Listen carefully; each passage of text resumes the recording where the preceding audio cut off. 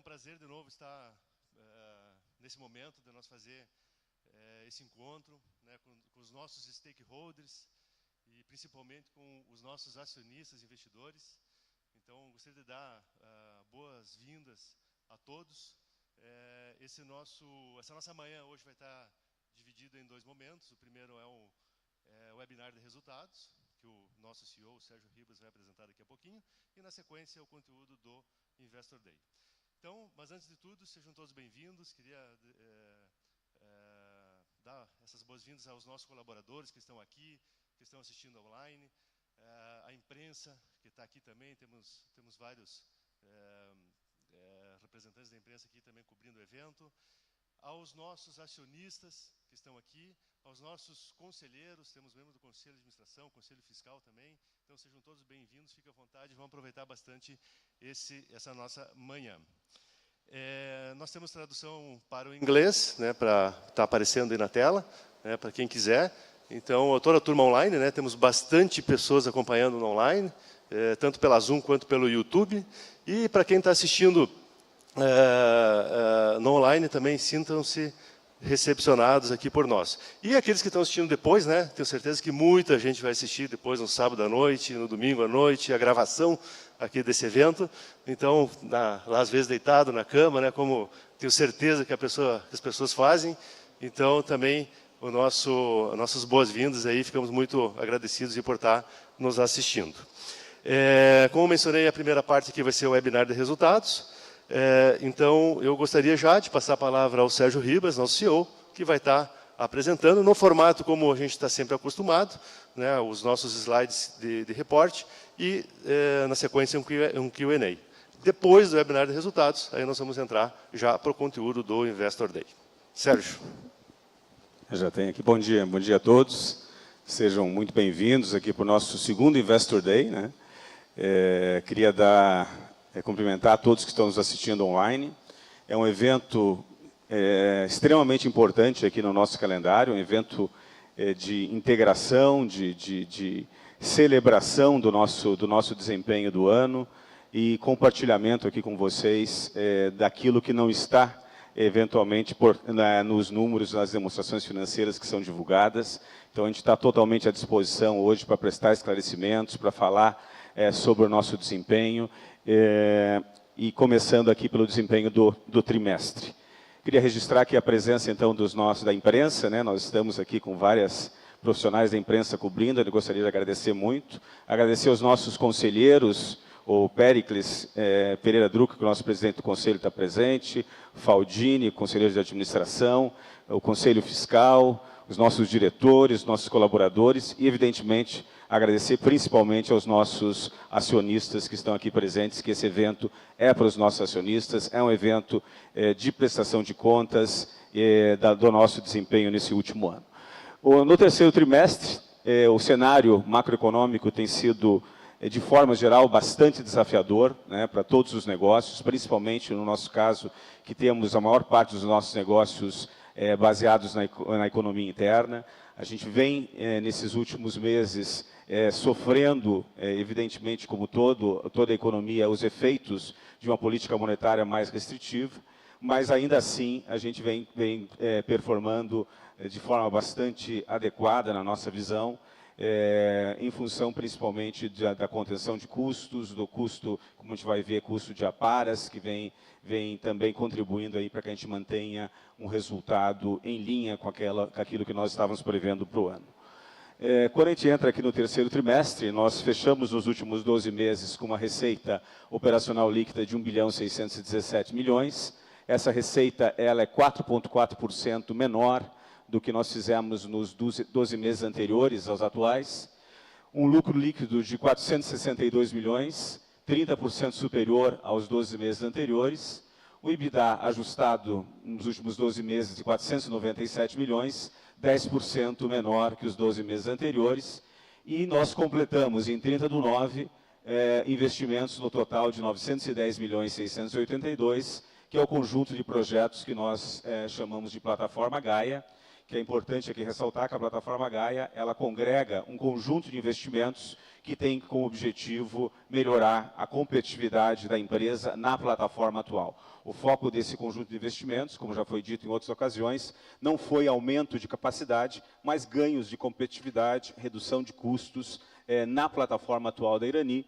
E esse ciclo, como a gente vai ver mais à frente, ele está praticamente concluído nos seus principais projetos. E até 30/9 nós concluímos, então, perfez aqui 910 milhões do total de mais de 1 bilhão de investimentos que nós estamos fazendo na plataforma Gaia. A relação dívida e EBITDA, ela chegou a 2,1, em linha com as nossas projeções para este momento em que nós estamos concluindo os investimentos, mas ainda não capturamos a maior parte dos retornos desses investimentos. Então, nós prevemos aí uma alta ainda pequena da alavancagem no próximo trimestre e, a partir daí, começa um processo de desalavancagem natural em função dos ganhos e dos retornos dos próprios investimentos. O ROIC, nos últimos 12 meses, fica em 18,9%, um ROIC bastante forte. Ele cai em relação aos trimestres anteriores, justamente por conta dos investimentos da plataforma Gaia e a não captura ainda dos retornos em sua totalidade. E o custo da dívida nos últimos 12 meses em 14,4%. Quando a gente entra especificamente aqui nos resultados do trimestre, nós fechamos com uma receita líquida de 407.855. Esse número é 7,6% menor do que nós fizemos no terceiro trimestre de 2022. Depois nós vamos entrar em detalhes em cada um dos negócios. É um EBITDA ajustado de 133.329, 2,9% menor do que nós fizemos no terceiro trimestre de 22, mas superior ao que nós fizemos no segundo trimestre. Um lucro líquido de 64 milhões, 32,3% menor do que o terceiro trimestre de 22. E a plataforma Gaia, especificamente nesse trimestre, nós investimos 48.287.000. Quando nós entramos nos negócios, especificamente aqui uma visão do conjunto, na evolução da receita. Então, como eu havia dito, uma queda de 7,6% em relação ao terceiro trimestre do ano passado, né, e com 12,6% de exportações no período, e uma evolução na receita de 3,4% quando comparado ao segundo trimestre de 23, onde as exportações representaram 13,4%. O terceiro trimestre, então, foram 407 milhões, com 9,7% de exportações. O EBITDA, fechamos, então, em 133.329. Esse EBITDA foi quase 14% superior ao segundo trimestre, que foi de 117.060, e, como eu havia dito, 2,9% abaixo do terceiro trimestre de 22, com uma margem EBITDA bastante forte, né, capturando aqui já parte do retorno de alguns dos investimentos da plataforma Gaia e também a margem da cadeia de reciclados, que ela vem num bom momento em função da queda das aparas. Então, nós fizemos uma margem de EBITDA aqui de 32,7%. Lucro líquido, nós fechamos o trimestre com um lucro de 64.635, contra um lucro de 228.746 no segundo trimestre, então uma queda de 71,7% e de 32,3% menor do que nós fizemos no terceiro trimestre de 22. Que vale observar que no segundo trimestre de 23 nós tivemos o reconhecimento daquela ação de PiscoFins que nós ganhamos, então nós tivemos um lucro extraordinário de 161.107. Não houvesse esse efeito, nós teríamos feito um lucro de 67.639. E nesse trimestre nós também tivemos uma correção desse lucro reconhecido no segundo trimestre, um pequeno ajuste de 6.153. Então, não houvesse feito esse ajuste, o nosso lucro seria de 70.788, 4,7% superior ao que nós fizemos no segundo trimestre de 23. Então, os efeitos aqui extraordinários dessa ação, 161 milhões no segundo trimestre e 6 milhões negativo nesse trimestre. Então, os lucros aqui, houve uma pequena evolução em relação ao segundo trimestre, quando desconsiderando esse efeito. Quando a gente entra especificamente aqui no segmento de embalagens, nós fizemos o mercado, como toda em papel, é a Associação de Embalagens de Papel, que tem o mercado todo de papelão do lado, né?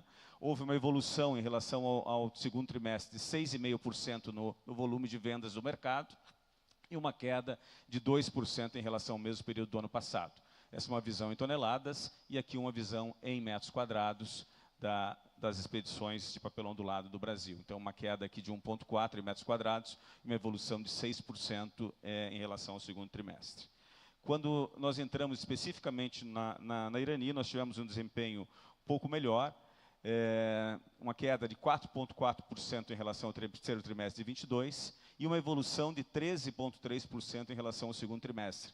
Então, aqui a gente já percebe uma evolução de volumes em função aqui do início do segundo semestre. Sazonalmente, é um período de expedição maior. Então, nós tivemos uma evolução aqui bem importante, inclusive superior ao mercado como um todo. Quando a gente olha em metros quadrados, a evolução ela é similar, 12,8%, e uma queda de 6,3% em relação ao mesmo período do ano passado. Avançando aqui nos preços, né, nós tivemos, nesse trimestre, uma queda nos nossos preços médios de embalagem de 4,2%. Isso tem, em função muito da queda das aparas. As aparas elas vêm numa trajetória de queda já há mais de um ano.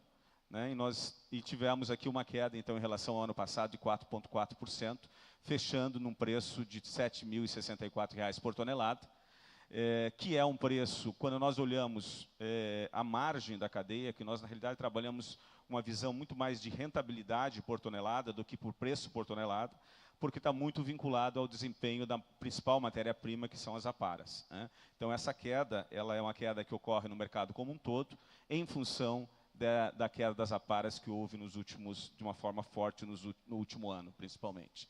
Em metros quadrados, uma queda um pouco menor, de 3,7%, e em relação ao ano passado, 2,3%. Quando a gente entra no segmento de papel, aqui só para esclarecer, nós estávamos falando do segmento de embalagem de papelão ondulado. Embalagem de papelão ondulado, nós vendemos as caixas e chapas de papelão ondulado diretamente para o mercado. E nós temos um outro negócio, que é o negócio papel para mercado, que nós vendemos as bobinas para convertedores independentes no Brasil todo e na exportação, que é o volume de papel que a gente vende diretamente no mercado. E nós dividimos o papel em embalagens flexíveis, que é o papel que nós utilizamos para sacos, sacolas, de forma geral, e papel para embalagens rígidas, que é o papel que nós vendemos para papelão ondulado. Então, no terceiro trimestre, nós tivemos uma venda total de 32.528 toneladas, então foi um volume bem importante, 7,8% superior ao que nós vendemos no terceiro trimestre de 22, e ficamos 11,2% acima do que nós vendemos no segundo trimestre de 23. Então, um volume de vendas muito bom nesse terceiro trimestre, principalmente quando a gente fala de papéis para sacos e papéis para embalagens flexíveis. Nós não temos um foco na venda de papéis para embalagens rígidas, nós vendemos o volume principalmente no primeiro semestre, em função de nós estarmos com uma sazonalidade mais baixa e nós não utilizarmos esse papel nas nossas conversões, nas nossas plantas de embalagem. Mas esse volume de papel de embalagens rígidas, ele tende a ser cada vez menor, na medida em que as capacidades das plantas vão sendo ocupadas após os investimentos da plataforma Gaia. Os preços médios de papel, nós tivemos uma evolução de 1,2% em relação ao terceiro trimestre do ano passado, e uma queda aqui de 4,5% em relação ao segundo trimestre, a R$ 6.329 por tonelada. E aqui, na realidade, é efeito principalmente do dólar, porque nós estamos falando aqui de preços médios, tanto de exportação quanto de mercado interno. Então, aqui tem efeito do dólar e tem efeito de mix, né? Mix de papéis. Nós acabamos vendendo um pouco mais papéis. Situation to the market. So we also felt in this quarter, we can explore a little more in the Q&A, the situation in Argentina, which is a big buyer of paper from Brazil, and we had to export paper to other markets, normally with lower prices, and this affect the average price of paper as a whole. And for rigid packaging, we've been very much connected to the price of trim. We had a drop of 13.6 and 6.3% in comparison to the second quarter, lower volume of papers that we had in the market, and that has a connection with the price of trim.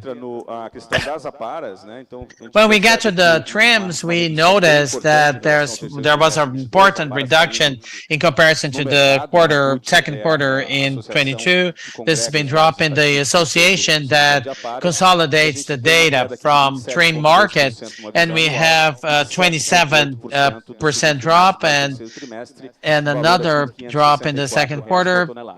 So that's a value of 60 reais per ton. And we had an even higher drop, 20.7%, and 13 from the second to the third quarter, with a lower rate for trims than in the market. When we get to the business of resins, it's a smaller business. It represents less than 10% of our revenue currently. We had a expressive reduction in sales volume, both in the third quarter as in regards to the second quarter. A drop of over 50% because of market situations. Is a very complex situation of this market in the world, both in Europe, China, which are the main markets that buy these resins. And with that, there was an important impact on prices, a drop in dollars and in reals, pointing out a drop of 40% in regards to the third percent and 13.2 in regards to the second quarter of 23, closing average price of 5,000 over 5,000, and other resin even a higher drop of 45% in regards to the third quarter and 16.5 to the second quarter. So this is a business that we really have to reflect a lot. Is a business that we've been quite a while and is volatile because it's international commodity, is subject to this demand, especially from China. From this financial standpoint, we closed, as I said, with leverage 2.1 fold for EBITDA, the debt of 1.5, and the cash flow net debt of 1.044 with the biggest part of the investments of the Gaia platform. The average cost of this 14.4. We had an operation sales of the debenture that we had at a higher cost and took adapt at a lower cost in this quarter, an action of real liability management. So this reduced the cost in the last 12 months.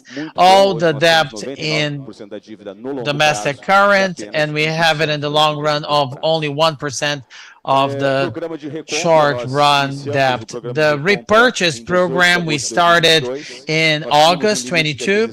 We had a limit of acquisition of 9 million shares, and we bought over 6 million shares. In this quarter, we didn't have any repurchase because of the good performance in paper in the period. Dividends payment, we keep the payment. Our policy, remember, we pay 50% of the annual profit of dividends and 25% in the closing of the fiscal year. During this quarter in 23, we paid 0.23 per share, 54 million total value. And in the last 12 months, we paid 213 per action, 11.4%, which was a yield, a very important yield, the profit and the valuing of the shares. We had the first cycle of the Gaia platform. We're going to go into details. The main projects Henrique is going to present during the Investors Day, but the Gaia platform is comprised of projects. Gaia 1, 2, and 3 basically concluded in the phase of capturing the return that we are going to notice, especially in the next quarters and especially over 2024. Gaia 4 and 5 is two hydroelectric thermals that we have in Santa Catarina. This finish in our original schedule because especially of the licensing, environmental licensing, that we have to meet the whole time frame following the environmental agency. We're going to have this licensing happening over the next 2 years, and we're going to make these investments. And with these investments, we are self-sufficient in production of energy. We also have a second cycle of investment, Gaia 6, 7, and 8, which are in the final parts. Gaia 6, 7, and 8, and 9, and Gaia 10, last generation as we're going to install in 2025. Well, now the Gaia platform is basically that. We invested so far 1 billion on gross investment this semester, 48 million, and in total 910 gross investment made up to September 30th. So we have a difference here of 172 million still on investments that are going to be made in the next quarters in Gaia platform. Here, a view of the time frame, as I mentioned, we have Gaia 1 basically concluded in performance curve, Gaia 2 concluded, Gaia 3 concluded in performance curve. These two Gaias that I mentioned are the ones that depend on environmental licenses, 6, 7, and 8 on final phases, Gaia 9 in execution phase of the projects, automation of our unit in Indaiatuba, and Gaia 10, we acquired the printer, but it's part of manufacturing, and we should install it in the beginning of 2025. Here, a view of the physical execution of projects. And here, some of the awards that we had in the third quarter, I think is worthwhile mentioning. Our first award, we were among the best places to work in Brazil, great places to work. This was an aspiration we had. We had the 29th position in the ranking, the national ranking in Brazil, recognition that we value so much. And it's a journey that we've been for many years attempting, and we were 12th position in the state of São Paulo and 4th position in Rio Grande do Sul, and Santa Catarina and Minas haven't been published yet, the rankings. For the third consecutive time, we were recognized with the Transparency Award from ANEFAC with best financial demonstrations on the net revenue below 5 billion, the silver trophy in packaging from ABRE, second place, and the best and biggest from the Revista Exame, first place. We were again in the top 3 of the ranking open startups, the companies that have connection with the open innovation systems. Some of the recognition that happened this year, and our team, according to the investment, Odivan, André, our investor relation manager, Mari, Ítalo, who is here with us. Please, Ítalo. Dani is here. Marquinhos, gerente de finanças nosso, está aqui conosco também. Manuel também está aqui conosco. Also, Manuel is with us. Where is Manuel? And Evandro, our account manager. Also, Alex. And also Giovanna. Okay, so everybody is here and everyone is going to be available to talk to you during our break, and our investors may get in contact with all of them to clear out any questions that you might have. Well, about the third quarter, basically this is it. So it was a great quarter with good results. We are very satisfied with the performance of the company, even though the market is not so in demand right now. We are able to deliver a good performance in a steady way, just because, of course, due to the cost, but also by starting capturing our returns from the Gaia platform. So now I would like to invite the other directors to the stage so we can answer your questions about the results from the third quarter, and then we are going to have a Q&A session specifically about the Investors Day. Okay, that's perfect. Just to remind you that all of the results are already available on our company's website. So for those of you who would like to download the report, it's already available. So this first Q&A again is going to be about the results for the third quarter. We are going to alternate between the questions that we have been receiving from the people connected online and also from you guys. So The first question is, isn't it going to announce dividends this quarter? Yes, of course. Since we had profits, we are going to pay 25% of our net profits, and we are going to pay for dividends, of course. Okay, guys, can you hear me? Okay, that's great. Okay, now the last one also about dividends. The next is from Fulvio Silva. The first one was from Ivan Santos, and now Fulvio. Good morning. I'm a shareholder for 4 years, and I would like to know if there is a possibility for the for the EBITDA to reach the limit of 2.5 in any moment and harm the payment of the 25% of the dividends. Could you please let us know about the evolution of your debt, and congratulations. Well, we are close to the leveraging peak that we had foreseen in the project, and from now on we should still see an increase for the next quarter because we are finishing the investment on the Gaia platform, and then of course after that we are going to start the natural process of deleveraging for the next year. Okay, great. If you could ask your question, go ahead.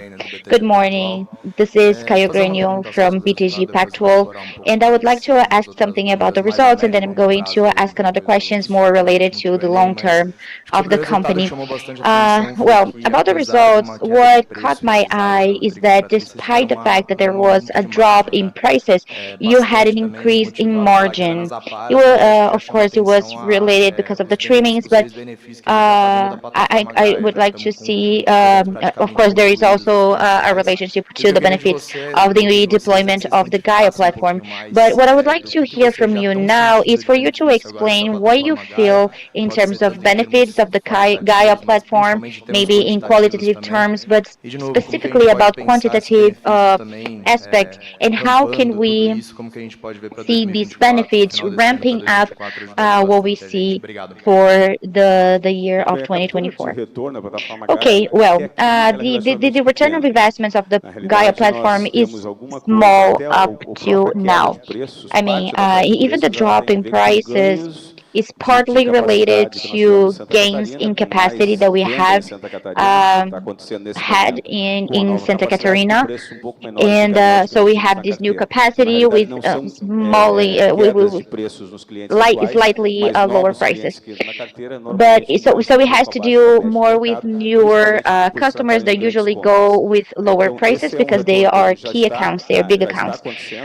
So basically, this is why we have seen that, because we have gains in terms of volume, and as the quarters roll out, the returns that we see are going to be more relevant. For the Gaia one, the main results that we have seen is the gain in energy, because we are going to have a generation of energy. We are also going to have an improvement in the mix of our paper because our cellulose production is going to increase by 30%, and also in cost of the raw material because we are going to have a lower consumption since we are going to start capturing part of this return in the next quarter. Yes, I believe it's also worth to mention that ever since we started with the IPO, and we do have the re-IPO actually, our thesis was about these investments on the Gaia platform, and the majority of our return is about the reduction in costs. So 70% of the returns would be related to cost reduction, and it took almost 3 years to execute this plan and start delivering results. But the market moment is of course more complex than the one we have been seeing in the previous years. So I believe that the biggest benefit of this investment is to not be dependable on the expansion of our capacity, but delivering a reduction in costs, which is something that is inside of our home already. Yes, there were some increases in capacity. One of them in the machine 2, which is a machine for the production of paper for packaging. So this is a gain that we have been having since last year when we started operating the machine 2. And the idea is, of course, to increase its performance over time. And the other thing is, again, about the capacity of paper in Santa Catarina. We had an increase of 56% there, and it is related, and of course, there we have a sector that is specific for the refrigerator sector. So we are going to work on that. And that's why we had this drop in prices, because of this diversification of the mix that we have there. Muito bem. Vamos para a próxima aqui do online também da Zoom. Now back to our questions on Zoom. A question by Angelo Lambassi. Good morning. You have mentioned something about the improvement of the margin because of the trimmings. Do you believe that this condition in the trimmings is going to remain the same, or what do you foresee in the situation? Well, the situation with trimmings is different because it's a structural question.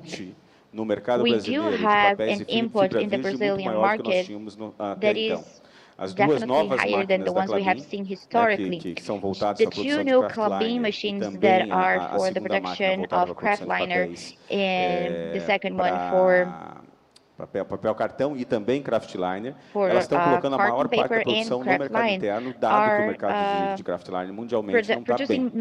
Então eles estão colocando mais papel, mas independentemente da situação mercadológica do kraftliner no exterior, houve uma substituição de papéis reciclados por papéis de fibra no mercado interno. Então tem uma disponibilidade maior de aparelhos no sistema, o que projeta uma situação de aparelhos availability of trimmings, relativamente boa pelo menos which makes it a good situation on the short term. So right now we don't see any pressure on the short or long term. Quite the opposite, actually. We can see Brazil in basically the same situation as in the United States, that has a high availability of trimmings, and then therefore a high exportation volume of this good. Lucas Lag da XP. Okay, good morning. My name is Lucas Laga by XP. So first of all, congratulations for your results and congratulations for this event. I believe we have already talked a little bit about the spread. Eu tenho follow-up só que But I have a follow-up question. Mas em relação à plataforma Gaia, it is related to Gaia a expectativa do financials do projeto, se existe when you have the financial expectations set, do you also see the possibility to share the profitability or the evolution in prices, especially for trimmings? Potencialmente se refletindo num preço menor, so do you see a possible reflection on a lower price? Therefore, impacting the profitability rate that you're going to see. And another question now about the demand. You have mentioned the gain market share in the first quarter.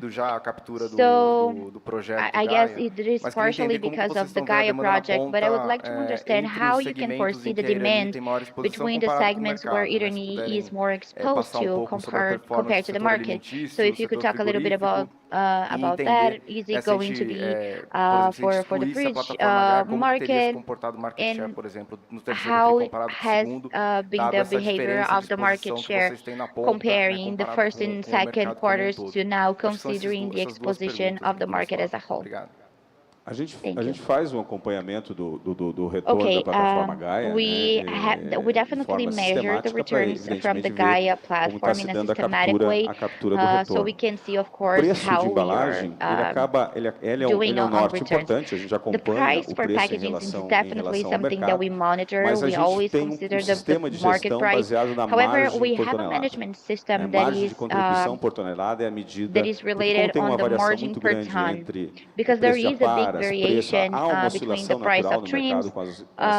There is a natural selection. So we manage by the profitability. And the profitability, even though we had this reduction in price, we can see that it's been stable with a slight trend for increase in the past few months. So we have been keeping a profitability per ton that is pretty similar to the ones that we have been having over the past couple of years, which is the trend, given the recycled paper trend in the past decades. Yes, and it is not part of our base case to share the profitability with the market and compare that our profitability with the market. We have our investments. We're definitely going to try and deliver this return, and we don't believe that we have to share this profitability with the market whatsoever. Yes, but anyway, we always monitor that, and we have been having our returns even better than the ones that we had foreseen for all of our projects. Yes, and now about the sectors. We are well positioned, specifically in this free sector.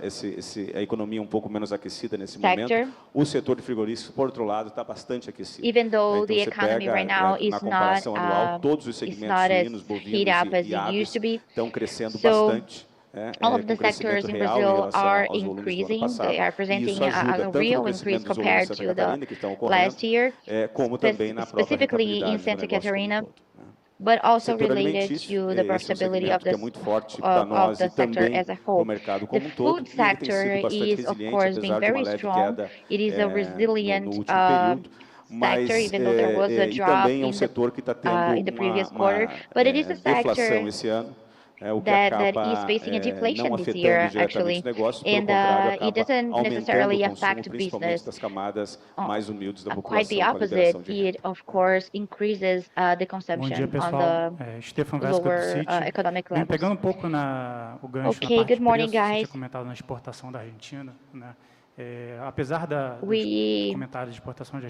Despite the comments that we had about the exportations to Argentina, we could see that the volumes were strong the last quarter. So I'd like for you to explain a little bit about the prices. Let us know if the prices are better in returns to the exportations to Argentina. And now that the elections are done there, if you foresee an increase in exports there. Well, Argentina is a very important market to us because they have a deficit in production of paper there. However, the macroeconomic conditions of Argentina actually made things a lot harder for us to export there. And the prices in Argentina, given the partnership that we have, given some loyalty and guarantee of supply over time, because they are old customers that we have, so they end up having better prices than selling them on spot to Asia, for example. But since we are currently not exporting to Argentina at the same levels that we have in the past, we are selling to other markets at lower prices. Other point that also affects the prices is the dollar, of course. And another point is the market, internal market, the national market. Yes, good morning. About Argentina, basically, it is the same thing as selling nationally. It takes 7 days for them. We deliver them at the frontier, at the customs, and they make the deliveries over time there. And they showed us the sales volumes. And in the third quarter, which is a very important quarter because of Christmas, so we are well positioned for the retail. So part of that volume is about paper bags for converters that actually sell for retail. Okay. Lambassi também pergunta quais perspectivas de vendas para 2024. They are asking about the perspectives of sale for 2024. Can you see the possibility of sustaining the prices and volumes? Well, specifically about carton paper, our projections are conducted by FGV, and the projections are in growth around 1% for next year. That was the last material involved reported by Empapel. So they work with a conservative and an optimistic scenarios, and they are operating with a growth in 1%. And this is good news because the volumes are good. We had records of sales in September, for example. This year, this month, we also have a nice shipment rate. So we foresee a slight growth next year, considering, which is good news, even considering that this semester was a bad, had a small decrease in growth. The next question is, what about growth after the full implementation of the platform Gaia? And what is the value of the full capture of this platform? Well, like Edivan said, we don't disclose the return of the Gaia platform, but all projects have good return rates, and that is why we have this investment cycle. So we are going to capture our returns for the majority of our investments already in 2024. And what was the second question again? Future. After Gaia. Okay. Well, we do have many projects being analyzed right now. None of them were approved yet, neither internally nor by the board. But once we have all of the approvals, we are going to develop them. Do we have another question from the audience? Hi, I'm from Trigo. Congratulations for all of you guys. And well, were there a different scenario in M&A, right? So we could see companies from Ireland and WestRock with the United States, and both of them operate here in Brazil. So the shift in this competitive scenario had any impact for you over the next years? And also, what do you believe are the other M&A opportunities that you could foresee? And what is the dynamic for the e-commerce that you guys have? Thank you. We are always evaluating M&A opportunities as they come up. And if there is any opportunity that makes sense to us, we're going to be evaluating deeply. And it is a possibility of growth that we always have at hand. In regards to the merger of WestRock and the other companies, a natural is a trend, is a global trend. We are in the segment of costs is really important, is an industry where price is critical, but it competes by cost. So a company is a world company as is being built by WestRock, and it's a differentiated player. In Brazil, we shouldn't have major impacts. Both companies are present here. They're excellent companies in the domestic market and operate loyal competitors on their day-to-day basis. So we expect to have a reality. We continue the same way in our case. Specifically, as I said, we are always evaluating opportunities that come up in the internal market.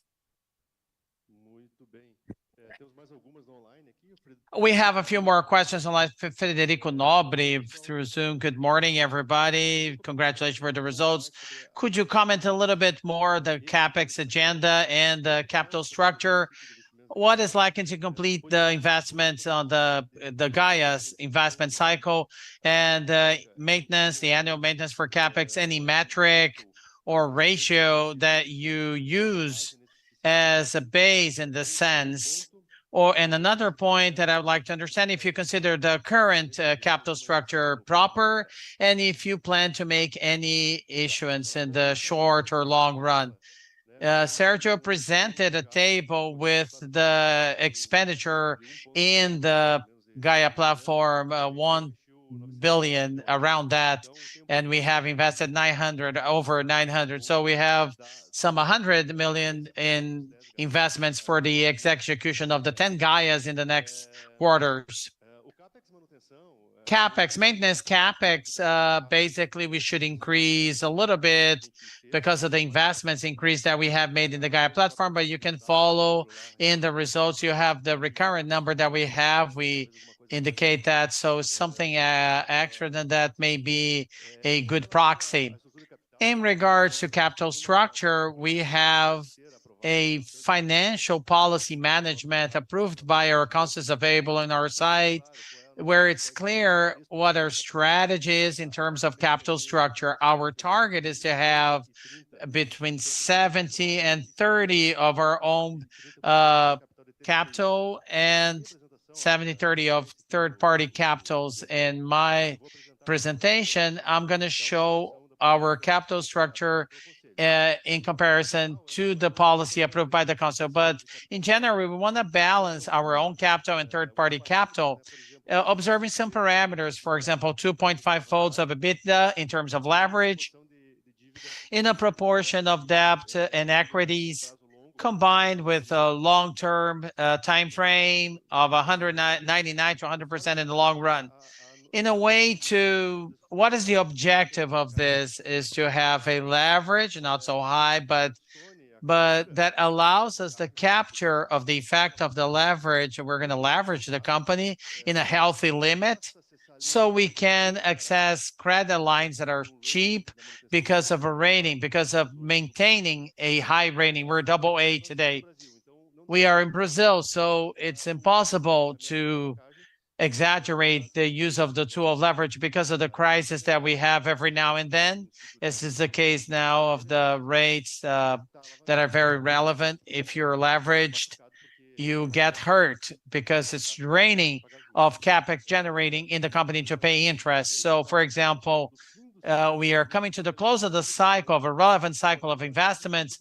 However, leverage is super controlled within our policies, in a way that we were able to leverage in a healthy EBITDA and keep the company with liquidity accessing debt. So in equity work front, we don't have anything forecasted, even because we don't have any type of need at the moment. Another question, Pedro Pinheiro.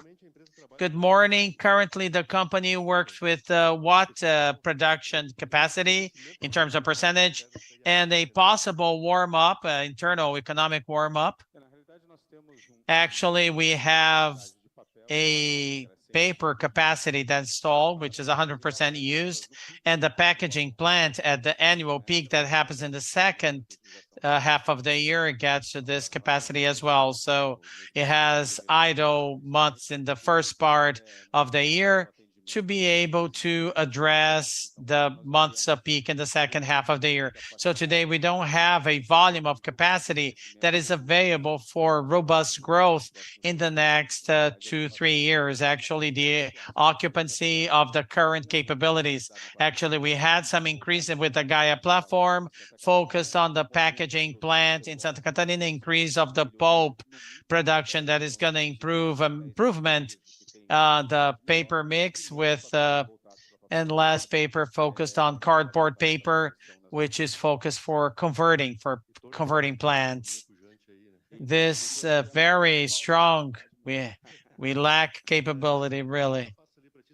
I'm gonna just a last online question, then we wrap up with your question, okay? The last from our line is Thiago Stephanie. For the future, long-term future, the company thinks of expanding their installation to the northeast of Brazil. These are major regions. Northeast is growing at a higher speed than the rest of the country. We are always evaluating that. We're not disconsidering that in our growth project, how, when we're going to evaluate along the way. And the last question from the audience now. This is from Group Sun. Congratulations for the results and for the event. My question is related to paper segment, to sustainable packaging is a relevant segment for the company, and it has served a trend, a very strong trend, which is the acquisition of plastic. Given the macroeconomic scenario more adverse, especially in domestic market, do you understand that there is a deceleration or there might be one in this process? How do you see this in the segment specifically? Thank you. Well, as Sergio commented in his presentation, we sell paper to non-integrated suppliers. So we have a position that is very steady with these customers. There was some reflex in the deceleration, but we're going to have a presentation. I'm going to make this presentation during the Investor Day, where I'm going to get into the lines of papers. To be clear, we are a company, we're a niche company. We have over 10 of those. We have a lot of flexibility in masses, so we can get a machine paper. I have a segment with a problem, and the other doesn't have a problem. I can change over the type of paper, so we have this flexibility that helps us to minimize impacts from the economy. And we are feeling the deceleration right now is a virgin fiber papers for bags, for bagging, industrial bagging. We have seen that happen before, but as markets, both external, Argentina, as cement marketing improves, the market improves for us too. And customers from these segment end up being preferred by several actions that we have. We have the focus of the customer with them. They really need the paper. We have never left this market without paper. This is a perceived value very strongly by the market. Even with the deceleration, we feel less. Very well. So with that, we wrap up the first part of the event, our webinar, the results of the third quarter. And we're going to go to a moment where we're going to have content very cool. We're going to be sharing with you. Our team here, Sergio is going to remain, he's going to make the presentation, but we're going to play a video for you right now.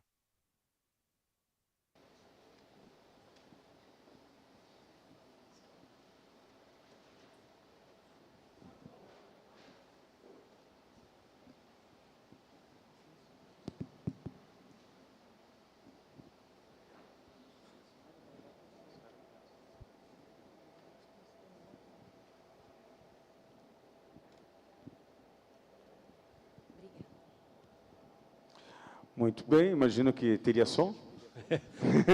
Very good. I imagined there was going to be sound, but...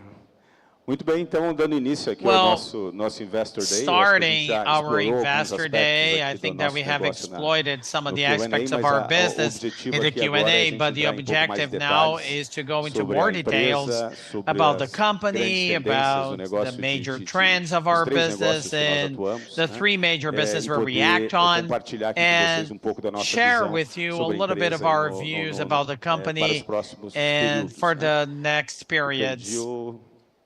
I lost the pointer. Oh, okay, it's in my pocket. Sorry. Então vamos lá. Era para funcionar. It should work. Pessoal.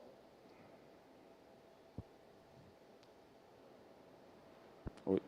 Muito bem. Então very good. So getting into the presentation, we are one of the main national industries for sustainable package based on paper and cardboard paper. Irani is the third company for packaging paper in Brazil. We are located, our main plant. Go back.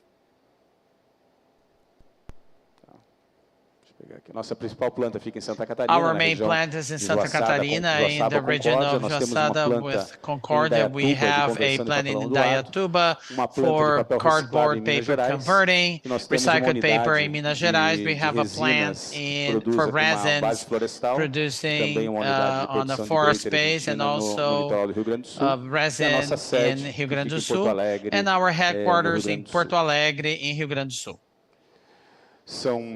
82 anos esse ano, são mais de 8 décadas de experiência, nós somos 2.300 more than colaboradores ao 8 total, decades of experience, são vários over prêmios nas 2,000 áreas employees, ambientais, em several níveis awards regional and e nacional. environmental at regional and national Estamos no novo level. mercado, como foi We dito, are in the new market, as we said, 497 million of EBITDA, ROI of over 1 million. Várias As we premiações commented, que nós tivemos aí em several 2023, awards that we had que in nos enchem de orgulho 2023. aí, é trabalho We're really de proud todos os of, colaboradores. and it's a work from all the employees. And the awards for us, they have an important meaning because it's a continuous process of improvement. We were in the 29th place, a great place to work.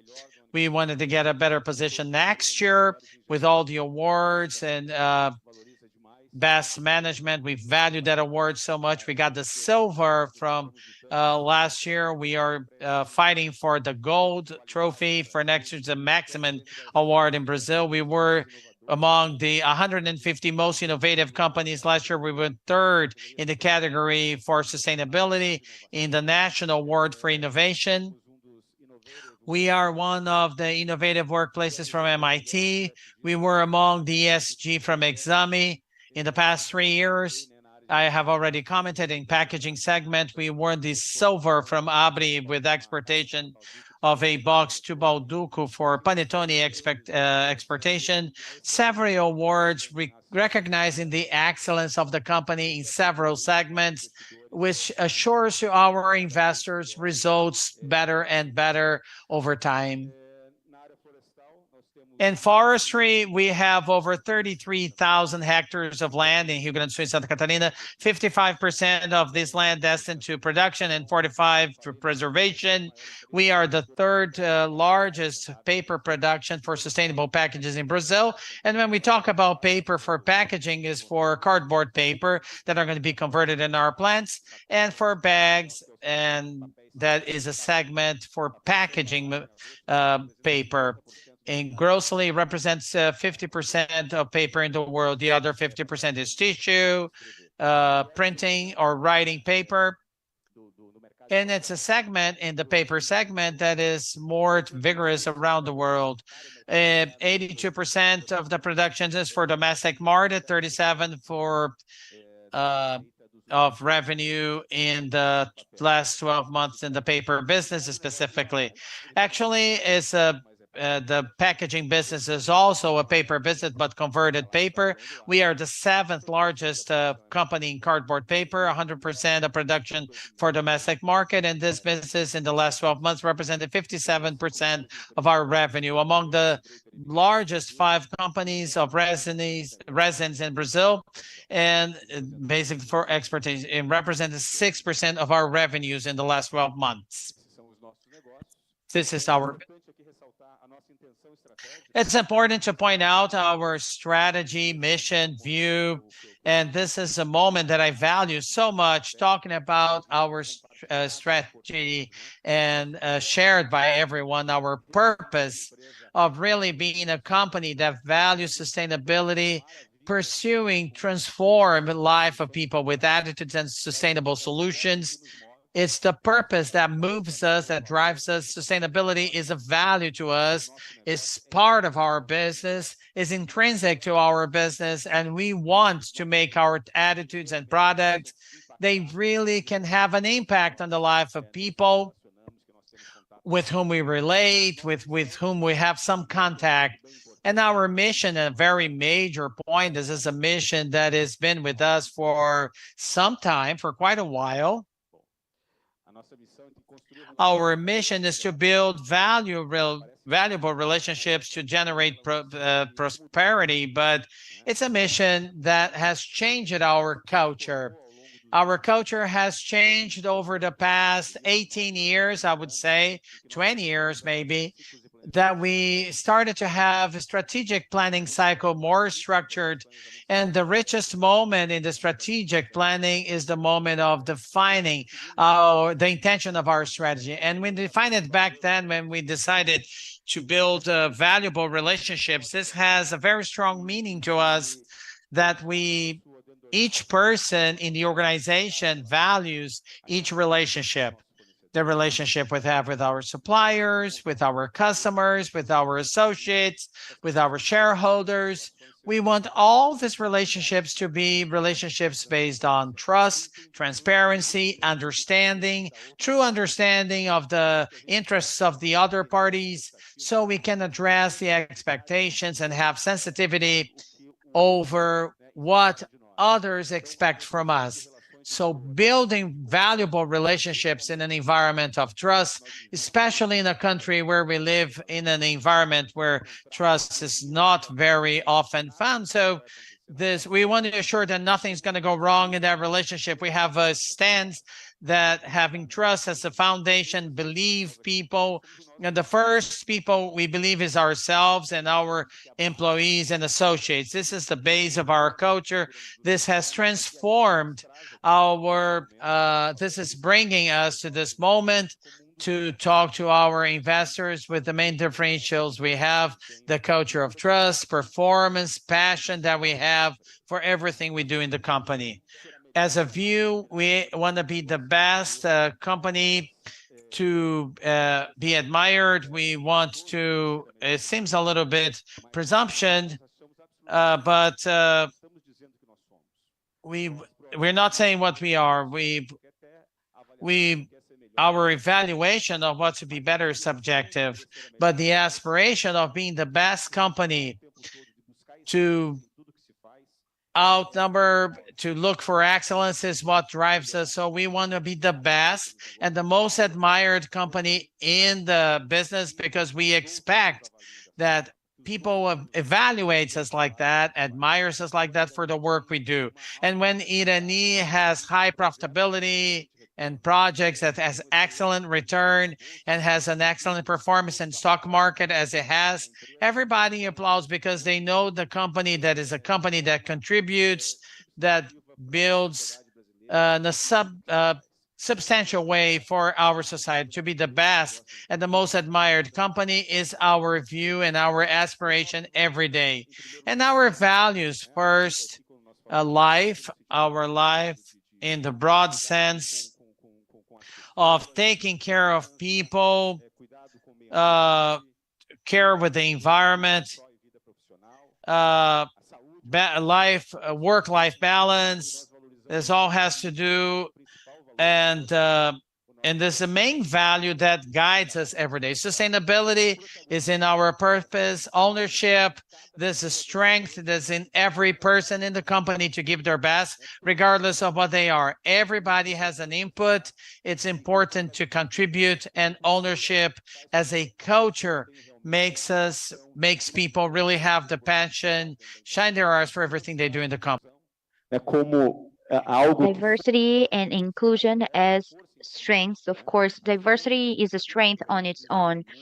So having different world perspectives is something that we embrace with open arms, because we do believe that this is a very important function that companies have, which is to embrace the diversity that we have in our society, and welcome different perspectives that contribute to the growth of the companies. Also, cordiality as well, because we do believe that cordiality and integrity, they hold hands. We are honest, we are cordial, but we are gentle. We are attentive to our relationships, because we do believe that building valuable relationships depend on cordiality and integrity. And again, focus of the customer, which is of course a very important value to us as well, which is not to ask the customer, what do you want? No, we have to look at the same things the customers look, and work with different solutions or financial solutions that help our customers our customers prosper. And also innovation, which is a part of our DNA. It's important for the company not only to present innovation practices and projects. What we really need is to make sure that the innovation is part of the DNA of the company, is to make sure that people are always thinking deliberately about innovation within our company. So we don't conform to status quo. We are always looking for new things. We are always pursuing excellence. And this is what's going to transform our culture. and lead us to where we are now. So we believe in the strength of our vision, and this is what moves us. So transforming the life of people with sustainable solutions and attitudes, and with a vision to be the best and most admired company in our business. We are an impact business, uh, impactful business. We are an impactful business even before it was called like that, right, Giovan? We are an impactful business because our innovations, papers for packaging, is one of the main packaging solutions worldwide. So one of the main trends that we have and what makes us feel so excited to help us the company prosper is, first of all, the qualities of the company, and second, because we are in a segment with excellent perspectives for the future. Paper is the replacement for plastic in many uses. Of course, not all of them, but in many of them. And that requires and demands a huge transformation of the industry. It demands innovation because, of course, we need to develop new functionalities that perhaps paper still doesn't have. However, the opportunities for the paper industry are huge. The perspectives that we have for the future are huge, and that's why we are an impactful business, because we solve problems. Our core business is to resolve problems that society faces right now, which is a more and more sustainable life, therefore fixing or solving environmental and societal problems. So we have this intention to solve problems. So our impactful solution is the main business that we have to operate according to the market logic. This is our commitment, and this is why we are an impactful business, even before it was called like that. We are a circular economy. I'm sorry, the clicker is kind of kicking me in the butt here. So here are the characteristics of our business. Okay, here we go. So paper solves the environmental problems of packagings. So we had enough of seeing plastic causing so much damage to the environment. And paper is the main solution, one of the main solutions that we have just to replace plastic, because it's biodegradable, because it's recyclable and efficiently recyclable. The recycling fee of paper in Brazil is very high. We are cost effective. Have a protection quality and also low CO2 emission. Our business model addresses sustainability and societal problems. We have a circular economy by definition because we have renewable forests, we produce cellulose, we produce paper and packagings that become trims that go back to the process. The fiber may be recycled an average 7 times, so it is a circular economy. 77% of the fibers recycled in the composition of the raw material are about represent 77% of the paper that was produced. So it is very sustainable. It is an impactful business that has been projecting the sector as as a sector with a very positive perspective. We were the very first company to get the certification for the inventory of GHG. We are carbon positive, which means that we remove CO2 even more than we produce.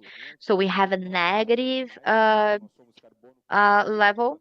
So we are carbon positive by nature. We have this certification for a while now, and we run this inventory of GHG since 2006.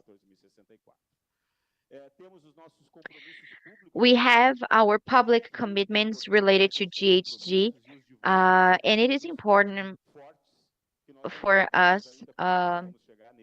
We still don't know how to get there quite yet. We don't have a perfect plan to achieve those commitments.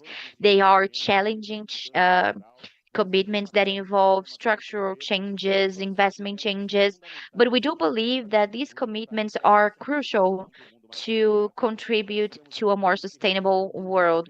So we have the commitment to reduce water usage by 30%, which is, of course, a crucial raw material in our production, but we would like to reduce the use water usage by 30% until the end of this decade. We want to to get to 100% of our clean renewable energy. We are going to get to 100% of usage of clean energy until 2025. Another commitment is the zero waste shipment for landfills until 2030, and of course, increasing by 20% our positive remotion or reduction in GHG by 2030. And of course, it is going to demand a lot of investments from the company in the next few years. In the area of innovation, we do have a very robust innovation ecosystem. This is Sonia, our innovation coordinator. And our innovation practices, whether in the management of intellectual property or technological platforms for paper, cellulose, energy, and packagings, we are always studying each one of these points, and we develop projects with the help of excellence centers, universities. We have about 50 projects ongoing right now within our technological platforms. We have an innovation committee that is linked to our board for the elevation of our participation in innovation systems in the country. We have resources allocated specifically for innovation, and we also have a very robust and open innovation system, which is called Irani Labs. We launch challenges. We are running the fourth edition of Irani Labs. It's basically it's a competition. We have those partnerships with universities and reference labs all over the world. We have packaging labs. We are working on it right now. We also have a program, New Ideas, which is also present. It's been going on for 10 years as of last year. And whenever you have a nice idea and we can buy this idea, we can remunerate you, we can pay you for this idea. And it is also helping us get new innovation ideas in our company. Okay, I'm going to dominate this clicker by the end of the event. Okay, so trainings in this area. We also have a venture capital vehicle, which is the Irani venture. We are going to our fifth one. We have already invested in four by now. Some of them that involve this open innovation program. And we do have other programs in companies that help our business model.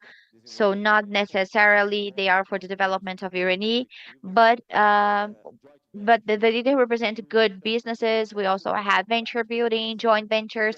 So those are all innovation practices that make the system very robust and that had awarded us. But even more important than the awards are the results that we have been having inside of the company, giving this innovation culture within our organization. Like I said again, we have the Irani Labs, which is this innovation program. We had 7 proof of concepts.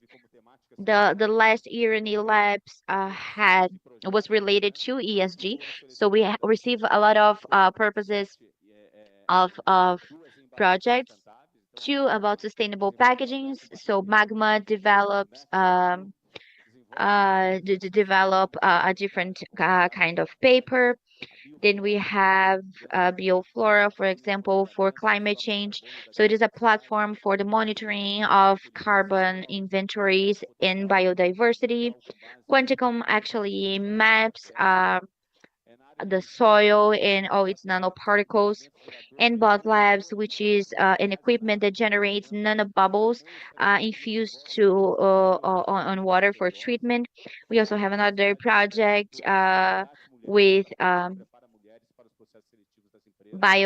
composed of cellulose, and also Candidate Mulher, which is a platform that prepares women for strategic um, positions inside of the company. Of course, we need women within our industry. Our industry employs about 90% men, but now we were able to change that to 26% of female employees, and the idea is that to get to 46% until 2030. And considering our focus of the client, uh, of the customer, we started an Irani lab for some of our customers. So Novel Pack, Print Bag, and Antillias, we started working with them. We started working with startups to help develop those customers. So it is a way to improve our loyalty and to become more and more relevant for our customers. And also our investment rounds. There's one missing, right? So trashing, which is from our portfolio, which is the management of waste and reverse logistics. So it is a company that already works with us, and I am a part of the board of this company. Grow Pack, which is about packaging, sustainable packaging, utilizing straw, for example, and also Mush, which is the last company that we have invested, which is about biodegradable packagings based on fungi and agricultural waste. So we assessed 160 startups. We have already invested 3.8 million, and or 5% of our equity. And we are still working with this project. So the idea is to invest on many companies that are related to the business that we see a lot of potential in. Very well. So this is the corporate part of our company. And now talking a little bit about the trends of the sector of paper and packaging. Well, the paper have gaining a lot of space as the better solution for packagings. So there was a ranking in a research performed by two sides. It was a country. It was a research involving people from 16 countries. So the paper is compostable, it's biodegradable. So 72% of the people that participated on the survey say that it is the best option. It is also cheaper by 62%, better for the environment by 58%, lighter by 57%, easier to recycle by 53%, and also easier to open or close by 46%. I read an article saying that the delivery users reject plastic packagings. The food delivery consumers, from cups to the bags itself. So they associate that to a lower quality of the food. Just so you can see how much of a good reputation paper has been getting. And they even attribute that to the quality of the food and the supplier and the restaurant itself. Now, about our e-commerce platform. Someone asked about e-commerce, right? And yes, there was a boom during the pandemic. So it left 3.5% of retail sales to 10.4.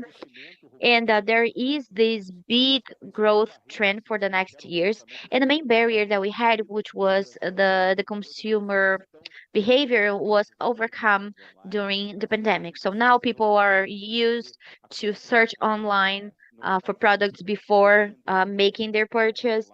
And of course, the e-commerce trend is to grow and grow for the next few years. And for the paper market, of course, this is something beautiful because the use of paper packaging in the online channel is higher than than in the commerce in regular stores, because e-commerce and more sustainable packaging are trends within the sector, and it makes this business a very prosper business for the next few years.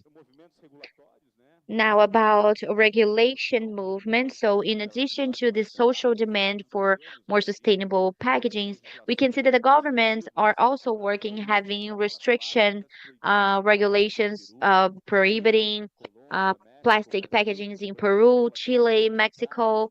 In Brazil, they actually charge for plastic bags. In Argentina, they have forbidden plastic straws and paper and bags. And for many segments, we don't even see uh, plastic bags anymore. In malls, for example, 10 years ago, all of the packagings would be plastic, but right now it's not the case anymore.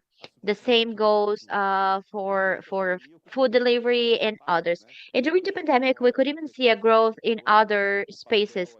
For those who eat out, we can see paper being used as a placemat, or paper straws, or napkins, and other things. So, like I mentioned, in physical stores, we can see that the packagings are different. They are packagings by Kraft, I believe. So you can see that sometimes it's not as functional as it was before, but there are many developments to make sure that the paper has exactly the same functionalities as paper. So it is going to become the main input to replace plastic. Okay, guys. So this is the message that I wanted to leave you with.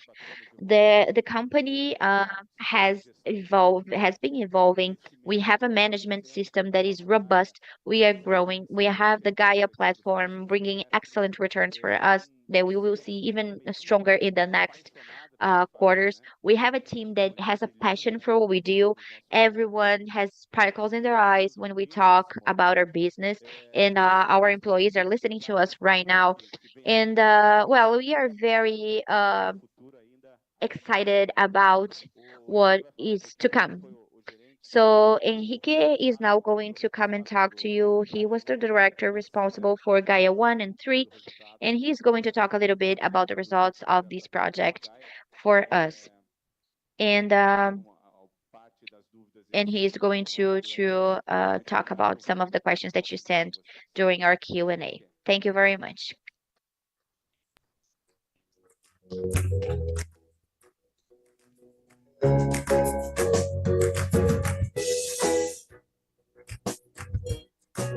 Bom dia a todos. Estão me ouvindo bem?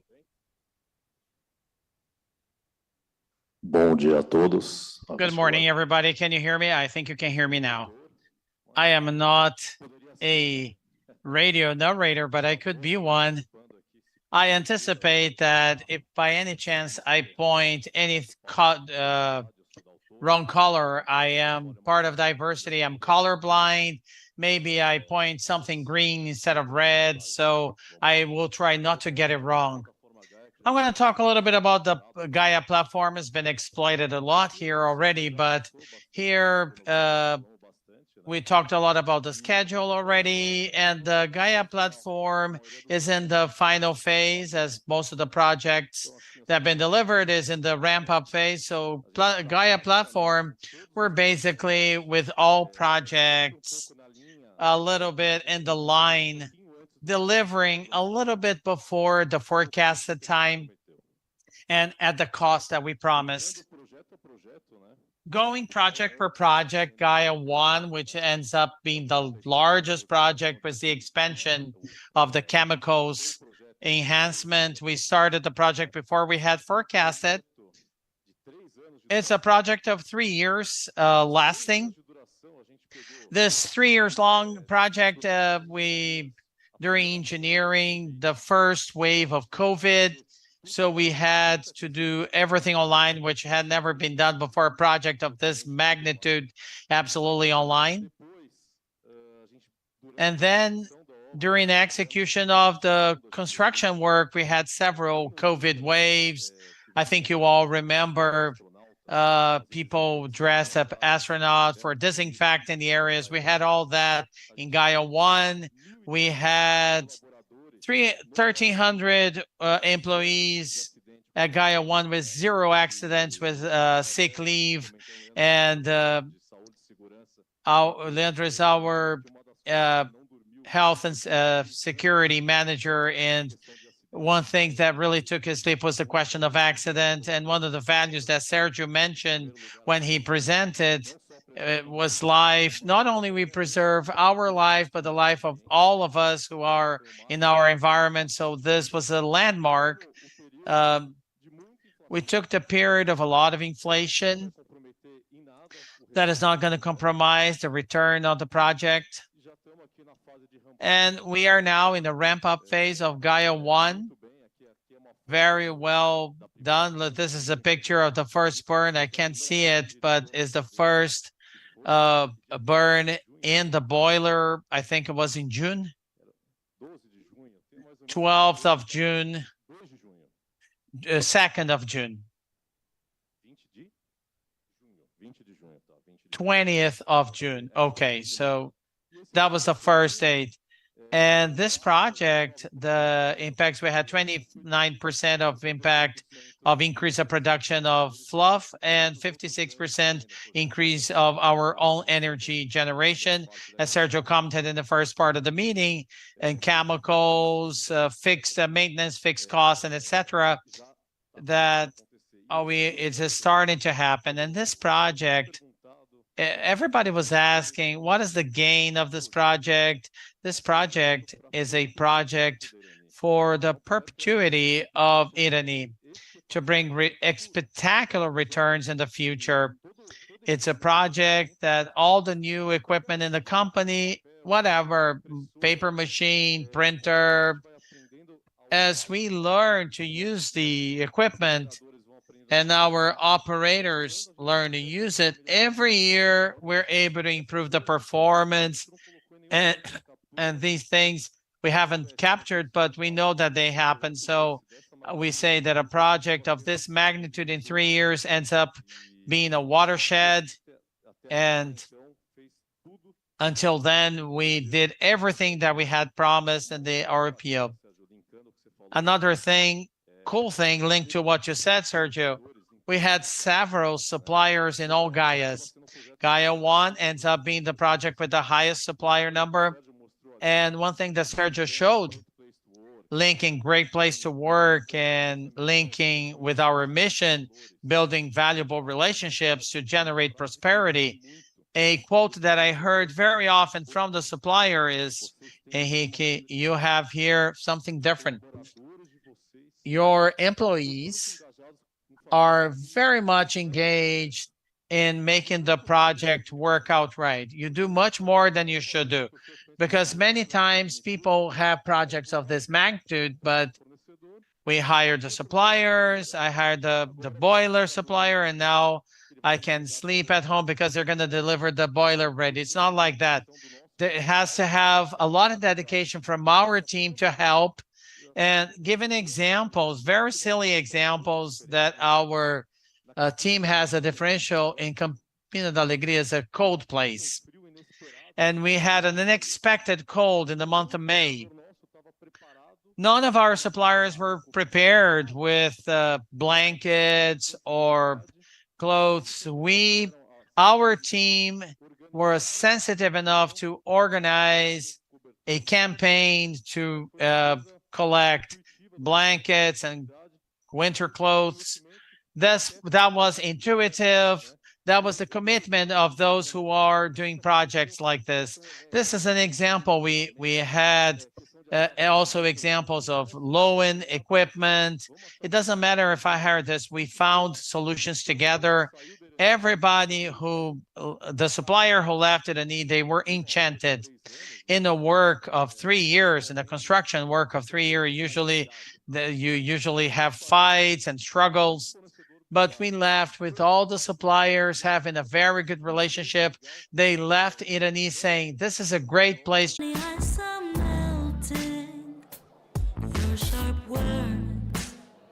about to fade away. Bring them back to life. And how could I be blind for such a fool? My wound is growing every day, but somehow I'm not afraid. Time is frictioning our bond. We just got our paper bone, running out of faith. They won't return.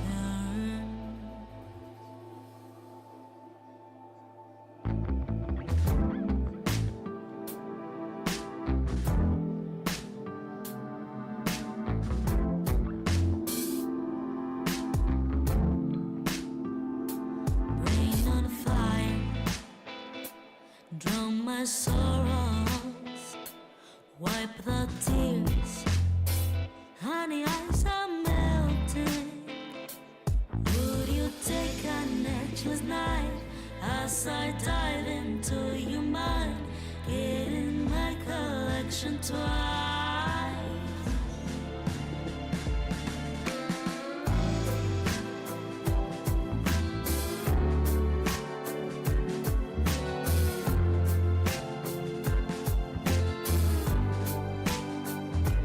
And how could I be blind for such a fool? My wound is growing every day, but somehow I'm not afraid. Falling, he just pushed me to the edge. But now that I've hit the ground, I will keep on falling. Hasta que mis demonios decidan atajarme.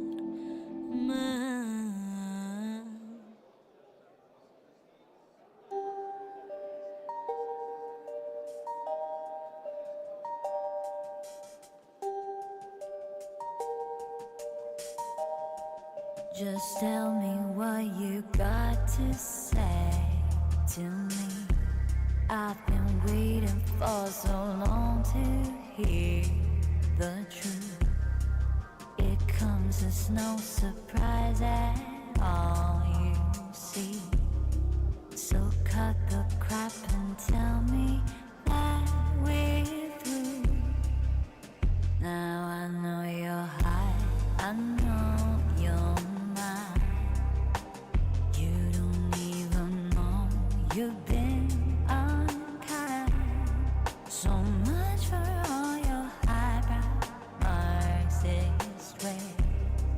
Just use me up and then you walk away. Boy, you can play me that way.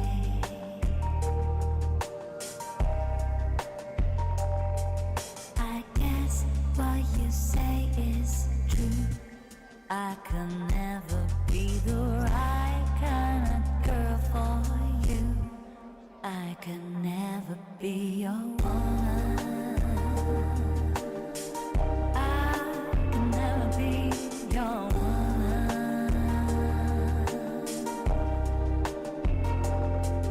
Your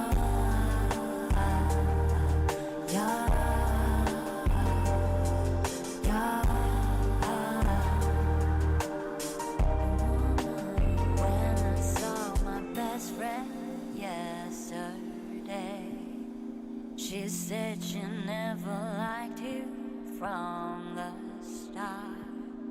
Well, me, I wish that I could claim the same, but you always knew you held my heart. I can never be your woman. I can never be your woman. No, no, no. Pessoal, vamos se acomodando novamente. A gente vai retomando o nosso evento na sequência. Peço que todo mundo se acomode.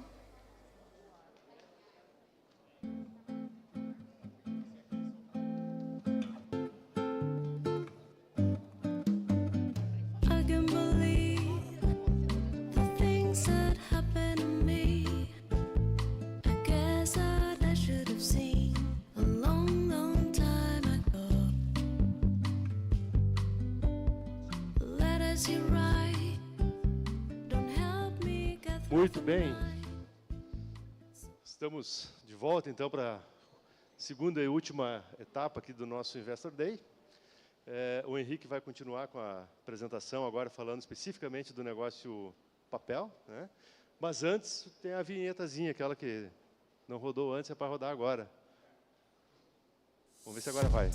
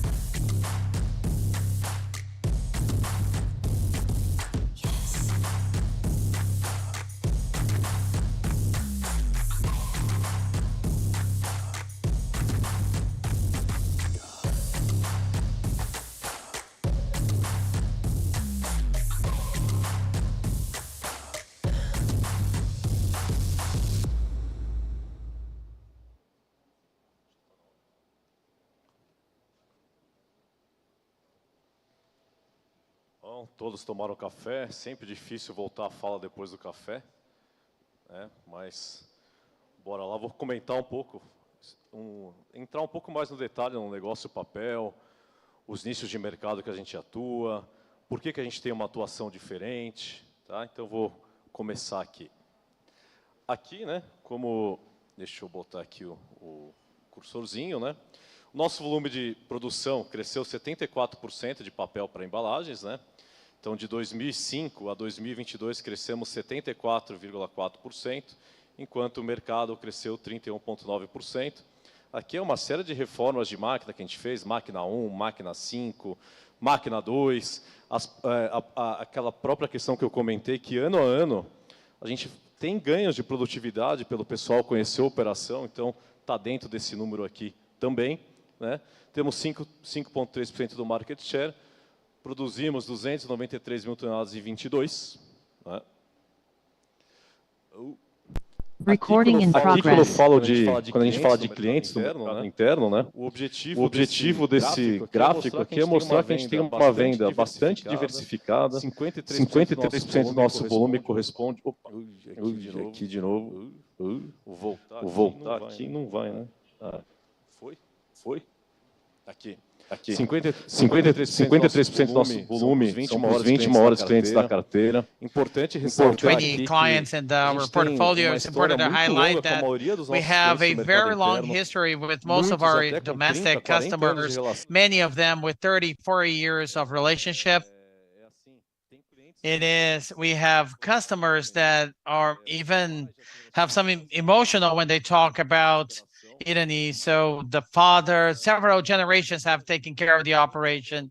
So very diversified sales at all niches where we act on. Here, I'm going to explain a little bit what products we manufacture. I think it's important because you hear flexible package bag is very generic. So what bags do we manufacture? What we do? So what are our main products here? So first is the Fine Craft, which is a low basis weight paper. Is appropriate for all the requirements.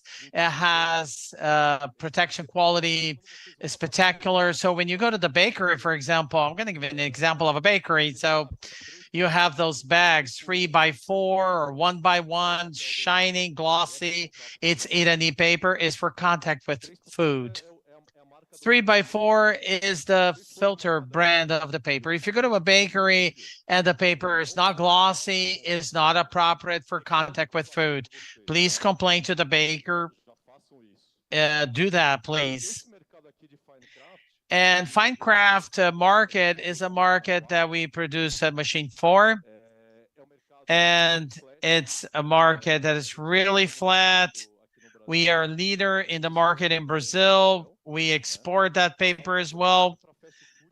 something for fast food is used as well. And 100% virgin fiber.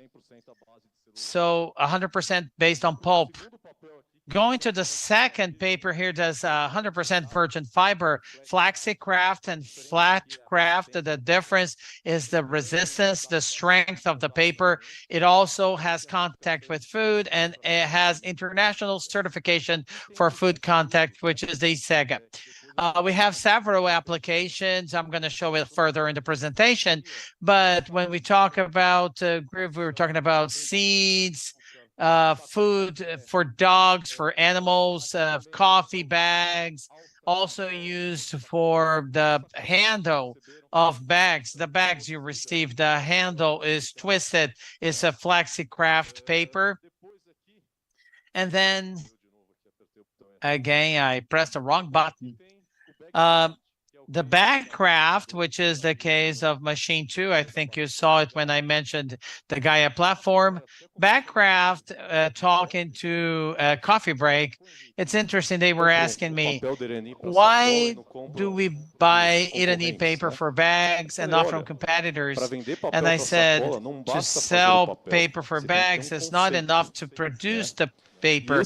You have to have a concept, and this concept we have worked very well, which is the concept of bag. It is FSC product, virgin fiber, with recycled fiber, pre and post consumption, monolucidity, glossy. It has an advantage in regards to plastic, and we sell it as a complementation of the package we make, and then going into our differentials. But why does the guy buy from you? The question that Sergio mentioned, the focus of the customer. You saw in the presentation, Irani Lens, it had 3 customers. The 3 major manufacturer of bags in Brazil were there.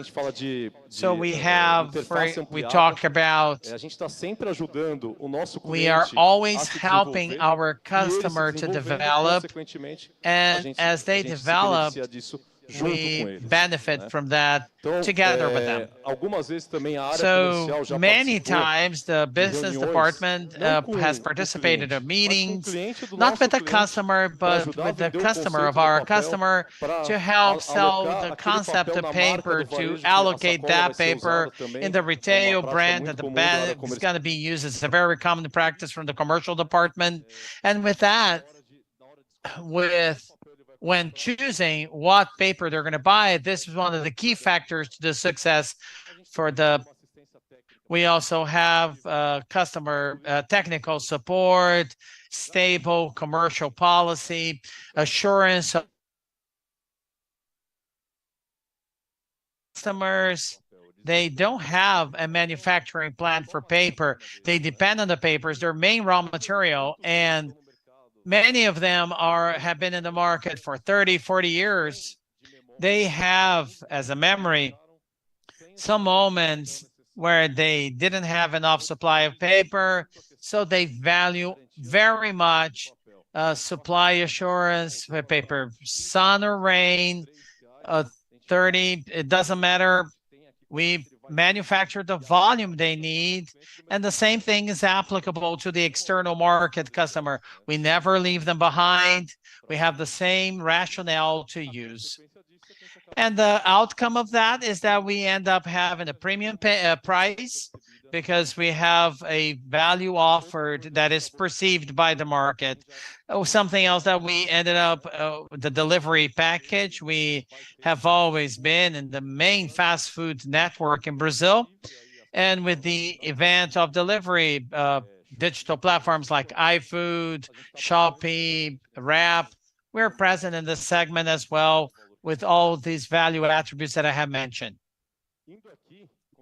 And here, as I commented, Irani is a niche company, so we have flexibility in the machine. So if there's any niche with the market issue, in the same machine, we're able to produce some other paper. This is a competitive advantage we have. So when we look here at the niches that we act on, is paper for cardboard paper, boxes and boards, industrial bags that I mentioned for ration, seeds, coal, retail bags, paper for delivery, paper bags for bread, textile company. You can have for application of dye, for example, when you have to dye a shirt, you have the gauge in paper, and they use our paper. A new niche that we have just developed is the drywall. We are the only one producing in Brazil, cardboard for drywall, construction, civil construction segment, paper to gauge the wood. When you receive packaging from e-commerce, you have usually more added value product. It comes a ribbon, is the gum with the ribbon, the cakes, pans, or appetizers, or sweets, or snacks. This is the market. Is the lid for cans. Resales everything. They use paper for reselling, for notes, for wrapping material, gift wrapping material, corporate paper, where we have for avian. They also include paper in there for the development. Painting, masking for car, masking. We have rollers, roulettes. There are several niches that we are starting. Use paper for soap. Paper for soap end up being from the same machine, from machine 4, where we are starting with minor uses to pack wrap the soap. So there was curiosity. Marina Brahisi was here, and she said, it was not even Marina, it was Renata, and give a reference of a niche company for us in Brazil. And the answer was Irani.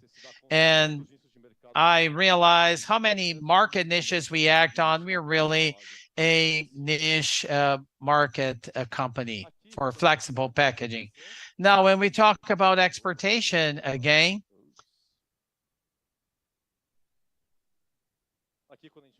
here, when we talked about exportation, traditionally the main market is Argentina.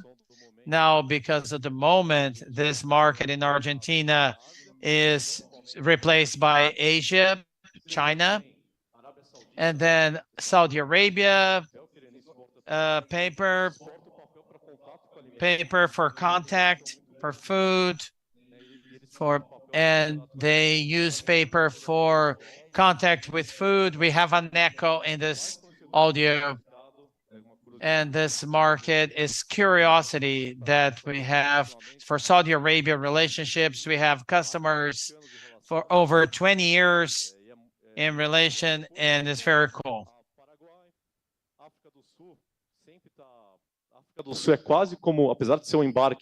So to South Africa, even though we are talking about sea transport, it's basically a Mercosur exportation, because the vessel only takes 11 days to get there.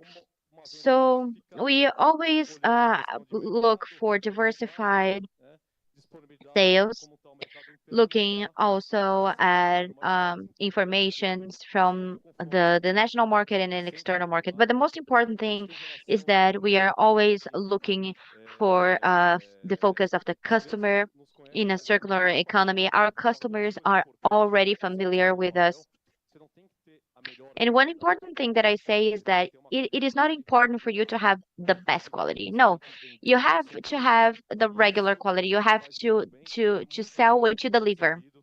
And we do that. And this is something that is very well received internally, nationally, and internationally. So basically, this is the overview that I have for the paper market. Now about the resins. The resins business is also sustainable.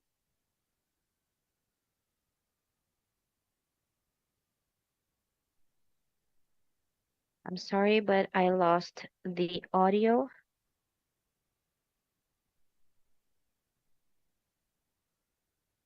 I'm waiting for them to unmute the microphone. As soon as they do, we'll be back with interpretation.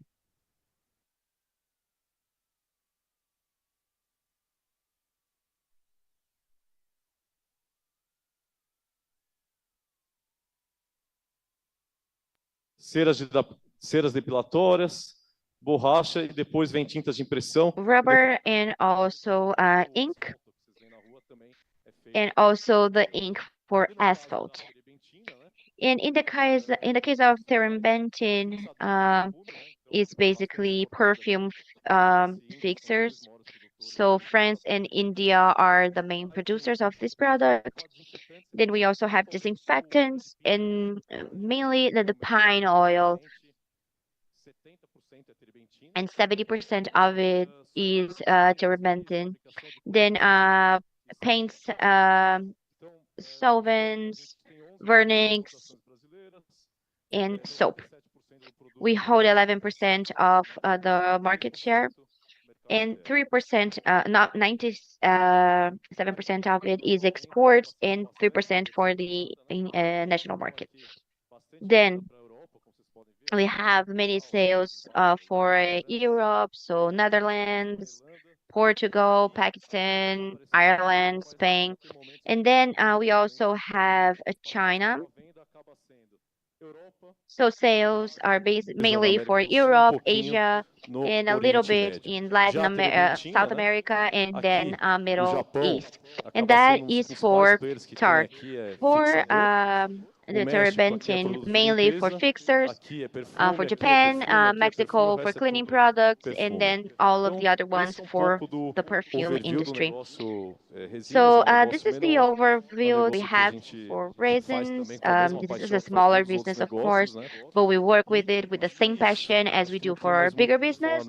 And well, I guess this pretty much wraps up everything that I wanted to tell you. And now, Lindo, right? Lindo, please come. The floor is yours.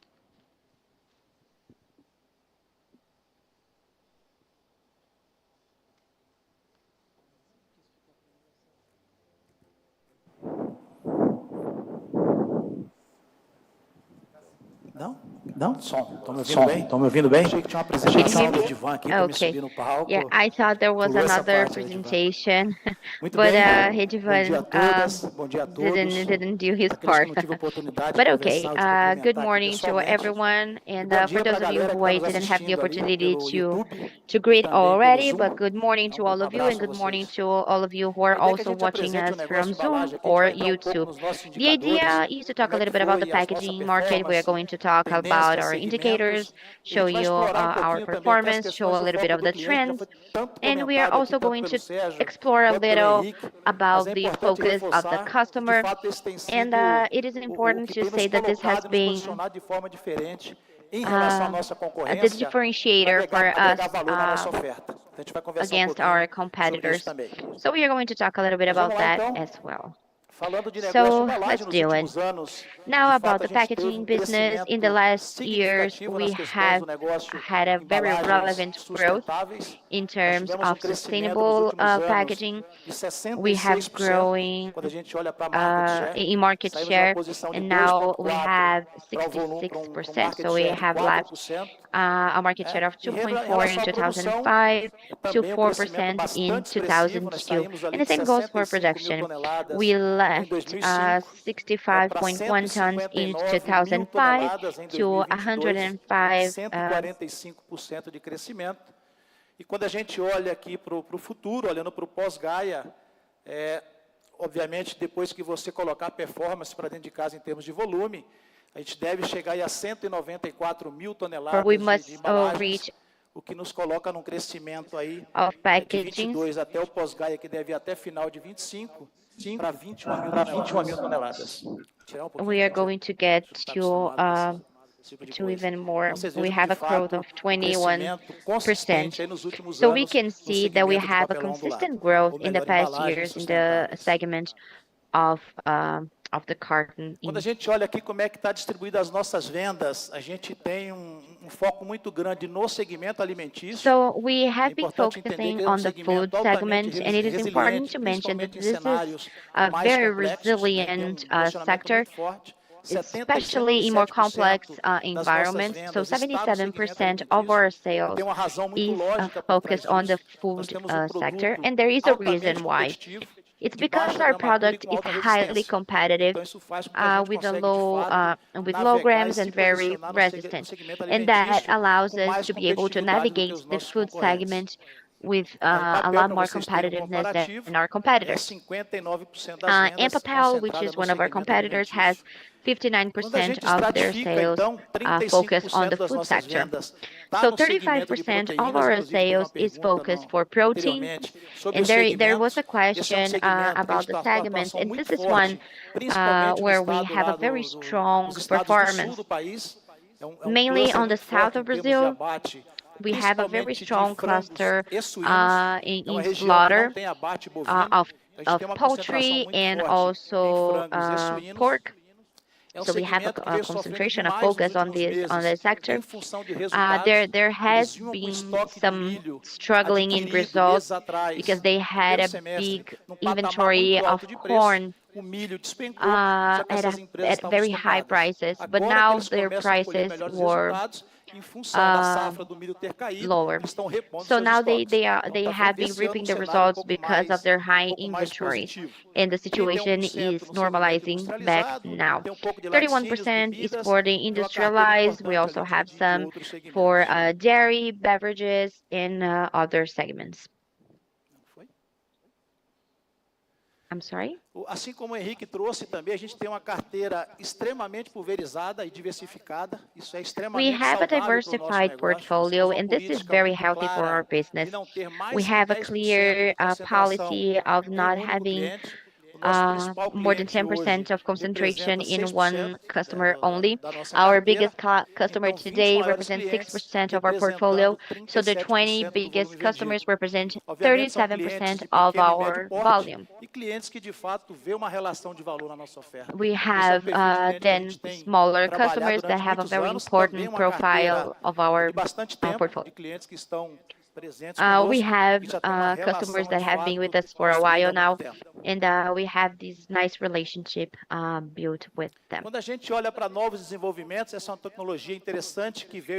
About new developments, we have those investments on Gaia 2. So we have this new machine, a German machine given to Gaia, with a very interesting technology of the D-wave, which is thinner and very resistant when compared to other waves of the carton, and it allows us to work on other segments. And we recently got into a very important market for tiles. And it also speeds up our processing machine and also reduces our consumption of paper. So we already work with the Wave E, and now after the Gaia 2, we can also work with the Wave D. And this represents a big differential in terms of competitiveness for us. Now I would like to explore a little bit more with you guys because we're always talking about focus of the customers, and then Sergio talked a little bit about the focus on the customer. So in the latter case, we talk about what they need, what they want, but our commitment involves high quality products, deliveries made on time, and low prices. So the focus on the customer involves this type. However, focus of the customer, when you talk about your expertise, your intelligence, and when you work with the customer to create solutions together, you have a win-win situation, and you migrate from the situation of focus on price at all costs. So the solution involves the whole business. It's not necessarily just on price. So these projects that we have, when we have an amplified interface in communication with the customers. It involves talking about sustainability, about talking with the logistics. So our areas talk to their areas, our financial team with their financial team. And the financial team is basically an extended sales area for us. Então, são projetos que a gente executa junto com as empresas, identificando oportunidades. Normalmente, elas são com ganhos compartilhados. Esse é exemplo de cliente que nós fizemos na Silvianópolis. So this is an example of one customer of ours at Silvianópolis. And our team has been helping us in developing those types of projects. Do cliente começa a desenhar os processos e os fluxos, identificando oportunidade. Gente, muitas vezes são coisas simples, não são coisas mirabolantes, são coisas simples que você identifica a oportunidade e gera retorno. O que isso faz? Gera uma relação de confiança. Então, em muitos momentos, por uma diferença de preço pequena ou num patamar de igualdade, a gente é preferido. Eu não estou dizendo aqui que o cliente vai nos pagar 20%, 30% mais caro. Até temos alguns casos aí que os clientes realmente têm pago mais caro. Mas num patamar de igualdade, diferença pequena, ele vai te preferir, inclusive te indicar, o que tem acontecido muitas vezes no nosso negócio. Esse é um caso do Laticínio Silvianópolis. Nós tínhamos como meta reduzir em 10,6% o estoque global do cliente. Parece uma coisa simples, mas não é um negócio dele. O negócio da Silvianópolis é leite, é doce, é esses produtos. Eles não conhecem do negócio de caixa. Quem conhece somos nós. Então, nós tivemos um desafio de reduzir em 10,6%. Isso gerou So our challenge was to decrease the cost by 10.6%, which generated a gain of over 3 million for the customers. So the impact is very relevant. And whenever they have new developments, they would definitely remember Irene, because we have built a story with them, with the customers. And when I read these quotes by the customers, it actually fills me with a feel of pride. And another interesting case that we had, I don't know if I can disclose the name of the company, but it is a big company that produces chocolate. And here is a very interesting detail. Sometimes we think that this integrated interface is focused on small companies, but no, we have this huge customer focused on the chocolate segment, and we have worked with them with packaging, inspection, and well, to make a long story short, 7 million in gains. The project was so well organized that the customer actually sent us a case signed with their by their team because of this project. And there's a world of different possibilities to work with the customer. So we have to go away from the variable price, and we have to add value to our offers. We usually say that we don't sell carton. We could sell anything, you know, because I have a system that generates value to the customers. And then on demand, we are always saying that carton are not a commodity. É dessa forma que a gente vem trabalhando e construindo resultados aí para o negócio de embalagens. Não sei. Acelerado, nada aqui para falar, pessoal. Nada aqui para falar, pessoal. Porque o que acontece? Nem tá passando aqui. Todo mundo está assim. É isso. Peço desculpas, já fui acelerado. That's it. I'm sorry if I were too fast, but that was the message that I wanted to give to all of you guys. Thank you very much. Obrigado, Lindomar. Yes, Lindomar is always a very enthusiastic person. Thank you. So if guys, if you wanna sell carton paper, this is wanna buy it, he's the person to talk to. Well, now we have a very interesting session to talk about governance at Irani, and I would like to invite Roberto Baldini to talk to you. The floor is yours. Thank you, Udva.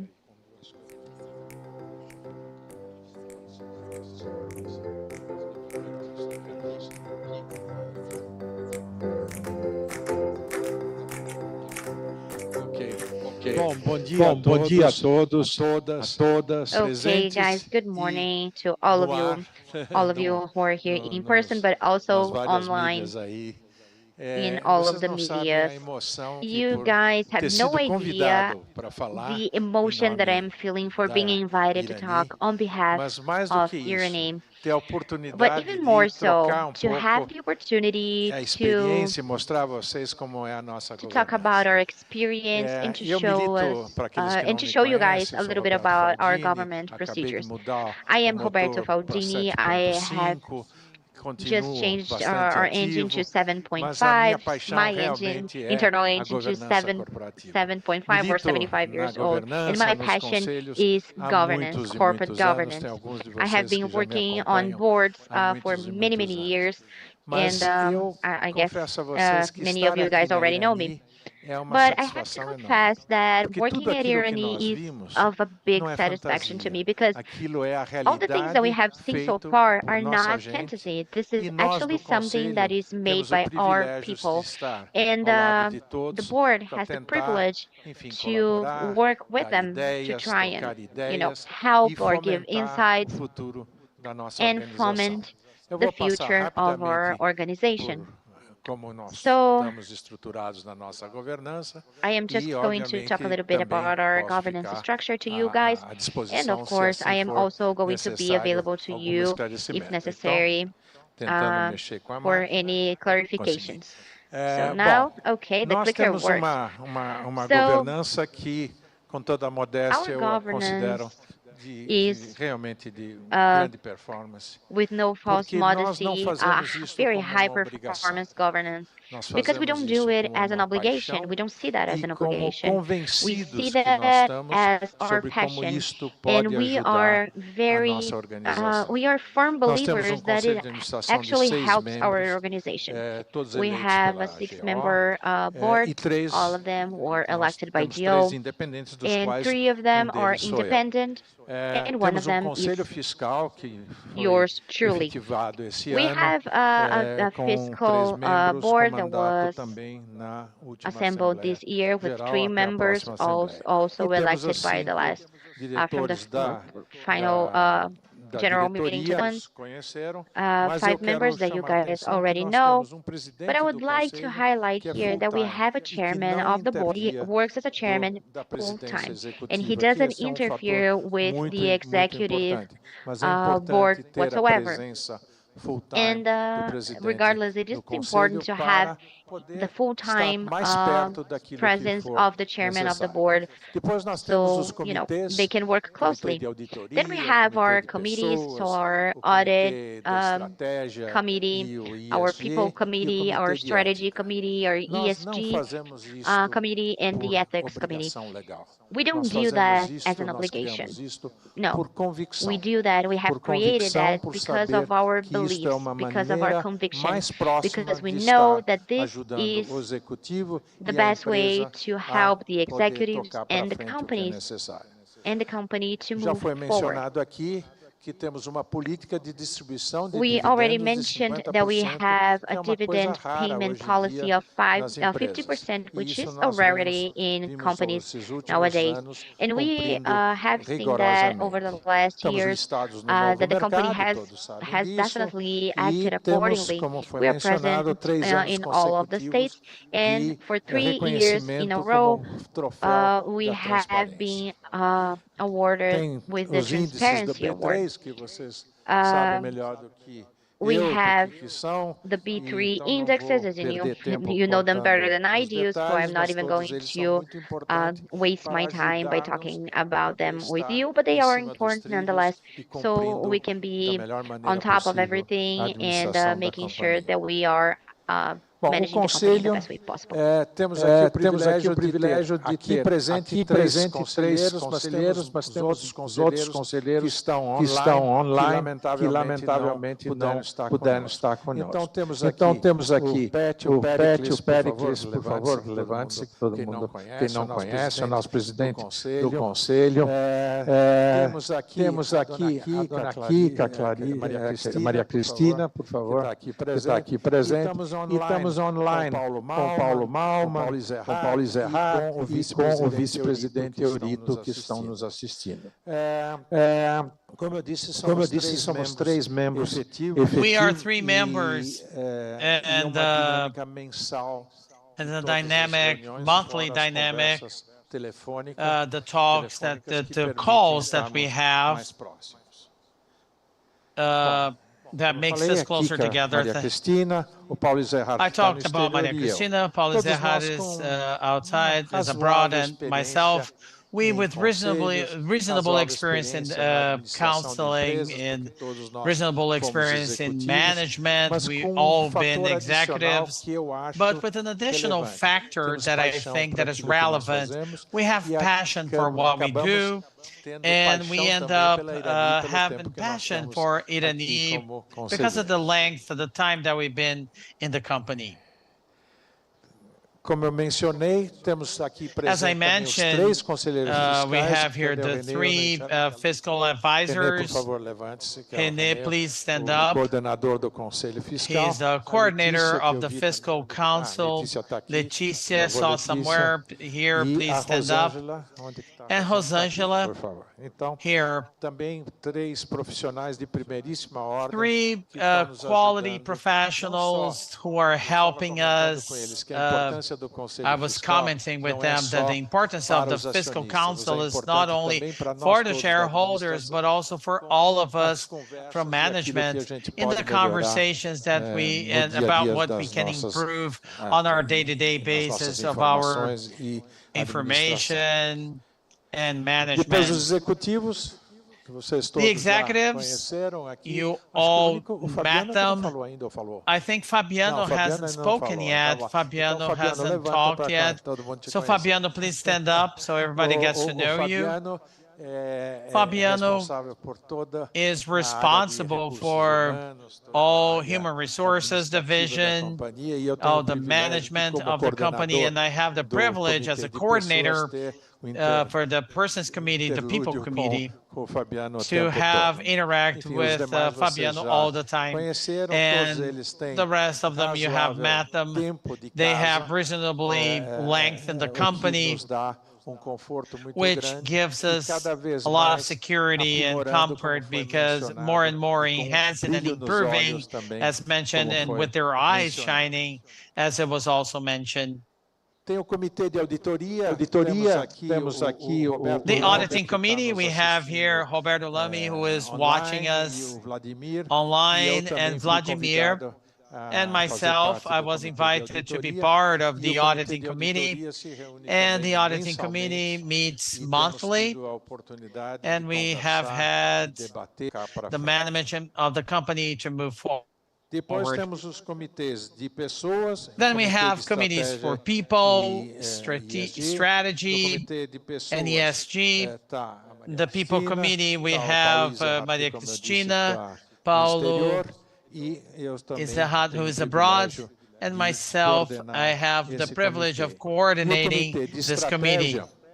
And the strategic committee or strategy committee, we have Paulo, Maria Cristina, Pericles, and myself, and the person in charge of coordination is Paulo Zerrat.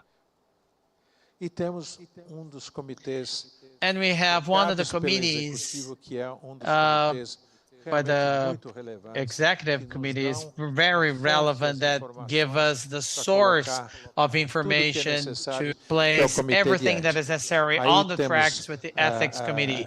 Then we have, it is a coordination from several areas. It is rotary. We if I can use that word, some of our managers coordinate that.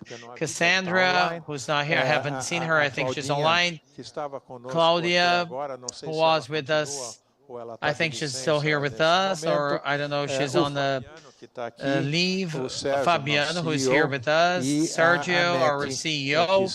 Annette, who is online also with us. All of them helping us to receive information, report channel, and conduct the best way possible to a solution of problems. Acho que já é agora o Divan.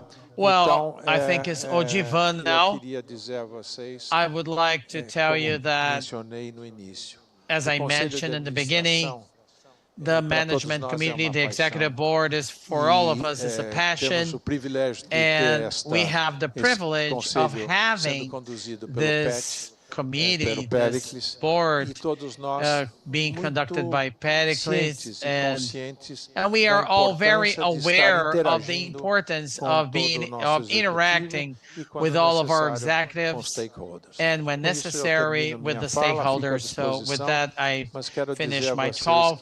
I am available to I'd like to stress that it's really a privilege to be part of this council, this committee.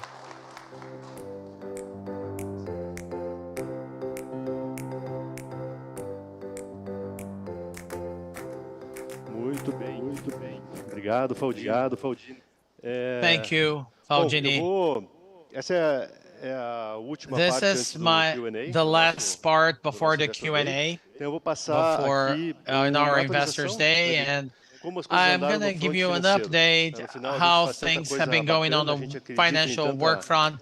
We do a lot of tantas cool things. We tendências, believe tantos negócios, so né, many como foi apresentado trends por and so todos many aqui. businesses as it was E isso, no presented by final, a gente everyone acredita here. muito que o que And in the sustenta end, we believe a lot what a sustains longevidade de uma empresa e o que the faz com que longevity as empresas of the company and what makes enfim, se companies perpetuem é o retorno econômico. né? E eu acho que a gente tem o perpetuates the privilégio aqui, como economical empresa, return. So uma we das have the poucas privilege listadas to na have a Bolsa company Brasileira that que listed in the o que a stock empresa market faz publicly, é uma and empresa de what the impacto. company Pela does is a embalagem company of sustentável que nós impact, fazemos, by the sustainable package we portanto, nós produce. solucionamos uma dor da sociedade Therefore, e we enxerga have, em outros produtos. Há exemplo as a no player, plástico, we see in other uma products, embalagem as an um example tanto in plastic, agressiva a para o meio ambiente. package that is Então nós much temos aggressive to the produto environment. que é o nosso So core we business, são have a embalagens de product, papel, which is our core business, paper e que package, através dessa operação a gente which is atende through essa this necessidade, a gente operation, cumpre com a we nossa address the missão, needs and our mission, nós geramos but also valor econômico we para generate os acionistas da economical companhia, value de maneira que to the nós possamos shareholders ser of the sempre company atrativos para o in a capital, way that we seja can ele also be de dívida, appealing de to equity, capital, e que either com isso possamos that nos we projetos que have nós available queremos. resources Essa é a to nossa which we missão, want. esse é o nosso So this is business, our mission, né? this is our Estamos business, inseridos nas and tendências, we tendências are muito favoráveis, inserted in como o Sérgio trends, mencionou, favorable e o trends, nosso as papel, Sergio que o nosso maior mentioned, trabalho é and desenvolver our role projetos que is tenham to retorno develop econômico projects para that have potencializar todo esse financial business. return Então, to fazendo uma potentialize to atualização boost daquilo the que a gente business. já So viu, up os we indicadores. Esse é I'm o going to nosso show mapa you the estratégico indicators que a gente now. utiliza, This is metodologia our do Balance strategic Scorecard, map já that há we muitos use. anos, mais de 10 anos. We've É been produto using do for nosso many years, for over 10 planejamento years, which estratégico, is a mas todos já product from conhecem, our para quem não está strategic tão planning, but familiarizado, all of you know, if se you're lê not de baixo para familiarized, cima, né? A you gente read sabe, por from mais que tenham bottom tecnologias, up. por mais que tenham No matter you metodologias, have mas tudo começa pelas technologies pessoas and e pela people and gente. A gente tem culture, muito foco so em it's not gente, today porque that we são as focus pessoas on, que eu because fiz que the a gente precisa, people são are as going to bring the pessoas que vão technology inovar, that we need. So e não a people are going to tecnologia pela innovate. tecnologia, So né? and Nós not não fazemos nenhum technology per investimento em technology tecnologia itself. que So não we tenha don't make uma any clara visão investments de in para que technology aquilo that está sendo feito. don't have a clear view for Então, what isso that's não é de being hoje, é done. uma So questão que já está this is not hasn't started instalada dentro da today. empresa, porque It's faz already parte do nosso installed and mapa implemented estratégico in há the mais de company. 10 anos, It's part of né? our strategic plan, and it Mais de has been 15 there for anos, over 10 years, 15 e que years, I would termina, say. no final das contas, né, melhorando And in the end of the processos, day, atendendo clientes, when e you look a at processes, consequência it de fazer tudo bem addresses feito customers, and the outcome crescer of doing com everything retorno well acima do is custo de capital para growing gerar with valor the return diferenciado above the capital aos cost to acionistas. generate E aqui hoje nós differentiated temos value for the Oscar shareholders. And today we have Professor Oscar da GV, né, que é from doutor, GV, especialista em finanças corporativas e que trabalha em criação de valor. work on value Conceitos que a gente creation. gosta So muito, these né, are que a gente concepts that we pratica. like Desde que a very gente much. fez We o Ranking practice 2020, a gente mostra since esses we números, que é had a maneira como nós we've been showing pensamos. this number since 2018. Então, This is fazendo how we aqui, think. dando So uma now, olhadinha como é que a coisa andou. Né? Essa looking aqui é a performance da nossa how ação, things have been RAN3. moving, this is the performance. Small is the blue line and yellow line, and it Qualquer is the janela green que você line. olhe, em qualquer Any window período de that you tempo, look at, nosso the papel, period nosso of RAN3 sempre time, bateu os our índices de role referência. Registry is always getting over, outnumbering the reference indexes. So if you bought it in the accumulated return, because here in the calculation there's reinvestment of dividend in the share. So if you bought it, you received, if you reinvested, you have 247.2% of profitability. We, as it was mentioned before, we have a policy of dividend distribution, which is something many times people don't pay the proper attention to it, but it's extremely important because we established a dividend distribution equivalent to 50% of the profit. So the payout of our profit is 50% to these dividends, which may be lesser, 25, depending of the leverage index, which is a metric of control for the leverage level. We learned a lot in the past. We've been together for over decades. We've made that investment all the time, and we know how hard it is to get this interest with very high leverage. We don't want to go through that anymore. That's not how we generate value to shareholders, so we control that in the executive board meetings. But it's important because when we look at dividend and profit, we are looking of 50% of profit. The other 50% is retained in the company and sustain the valuing of the share in the market by the increase of the result because of the investments that are being made with the profit over time. Many times we compare dividend and yield in the stock market, 80,000 individuals as shareholders. Many of them are watching us, and they're going to be watching. If they're not watching now, they're going to be watching the recording. But when they compare dividend and yield, they have to look at the payout because it's the dividend is high, but payout is 50% of the profit. We have we break here the 242.7%. And where it generated this return, most of it, 175%. I can't hear him now.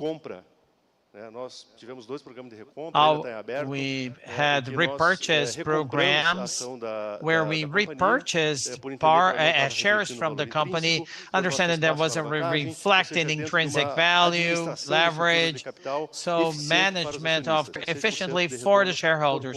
We generated 6.6% because of the repurchase programs and dividends. So the total return was broken, I mean, in this way. From RPO, we have over 400 million reais, which is 1.73 per share, around 11 reais, but almost 50. But in addition to 11, we distributed 1.83. In the past 12 months, considering the closing of the quarter now, 13 million, and compared to the past 12 months, we had an increase, and the last 20, the 12 month 21 had an increase, so that was tax gains that we had and accounted for that and monetized that, so we have a benefit, non-recurrent benefit of this credit, but ends up the shareholders because part of this is distributed as dividend. The repurchase program where this return came from, we have 107 million reais, and the share of 29th of September made us, as we had accounted for the share by the market value, 173 million reais, which is a value creation. We could sell the shares in the market or cancel. The effect is the same, capturing 76 million reais by the repurchasing program.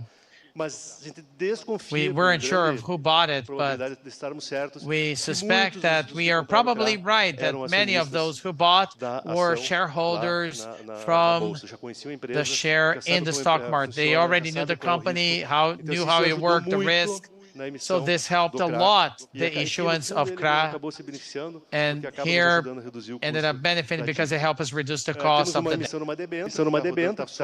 We also have the emission of a debenture, 67 million reais, and also the BNDES operation. We're talking about 494 million reais. And they have been helping us a lot when we have a clear line of communication with them talking about these policies. And this is a funding line that is very proper to us for its cost and also for its term. So the company can pay for it without any sweat over the time. So they have been funding source for us that is very important. And another good news that we have is we have all of those funding options available for us. We can access the capital market for institutional debentures, infra debentures. So we are able to access the capital market. We have a very nice story with previous cases. We have paid debentures on the recent past, and it was a great experience because first of all, we have paid what we promised back in 2019. So we have a great experience in the market capital. In the capital market, we also have banking fundings available. Fomentation banks also available to us, and also the equity market. We are listed, and if we ever need it, we can also access that too. So I would say that we are a small cap company of 2.7 billion of market cap. So we are a small company in the Brazilian stock market. However, we have all of the possible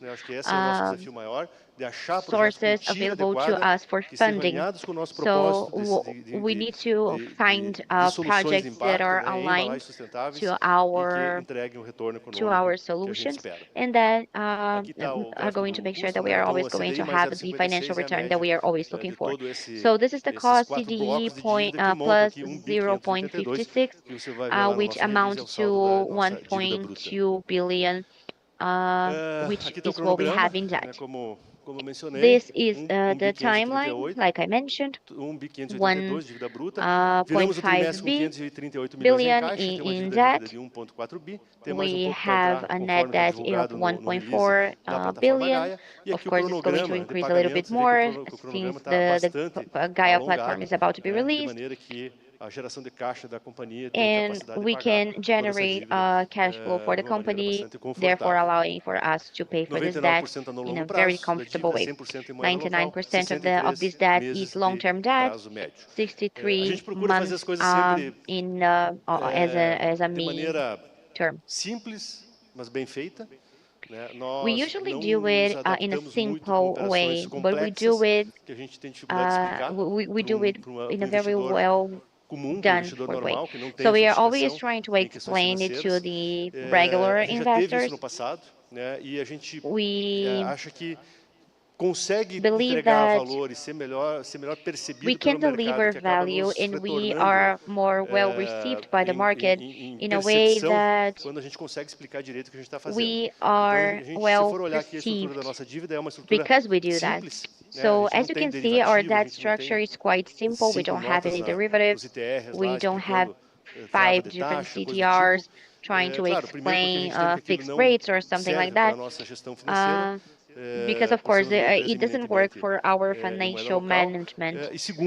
We basically negotiate in the local currency, but also because we capture benefits from accessing the sources in the right way and in the right moment, therefore having a simple up to 2.5 times. So we are at the end of our investment cycles with 2.1 times our EBITDA. So we intend to reach this target and, of course, abide by the policies. And we don't want to surpass that. In terms of capital structure, eu vou sair da frente aqui. Well, a our nossa structure política de gestão financeira aprovada pelo Conselho de Administração, ela diz is que ao longo do pre-approved tempo by nós temos que our navegar nessa banda administrative entre board 30% that de we have capital to próprio navigate e between 50% 30 a and 50% 70% of de proper capital de capital terceiros. of our own capital, Eu acho que and then agora, aqui no terceiro and then the trimestre third party de capital. 2023, a gente In conseguiu the chegar a uma third quarter of estrutura de capital 2023, que a we gente were able entenda to get perto to da a ótima, capital se não structure ótima, that que é is 55% de capital de basically terceiros optimal, e that is 45% 55 party de capital próprio, capital ou seja, and 45% alavancando o of our capital own próprio, capital. né, So we num are leveraging limite our own saudável, capital num limite to a healthy que seja limit. confortável. It E is a limit essa that feels alavancagem comfortable for aqui, us.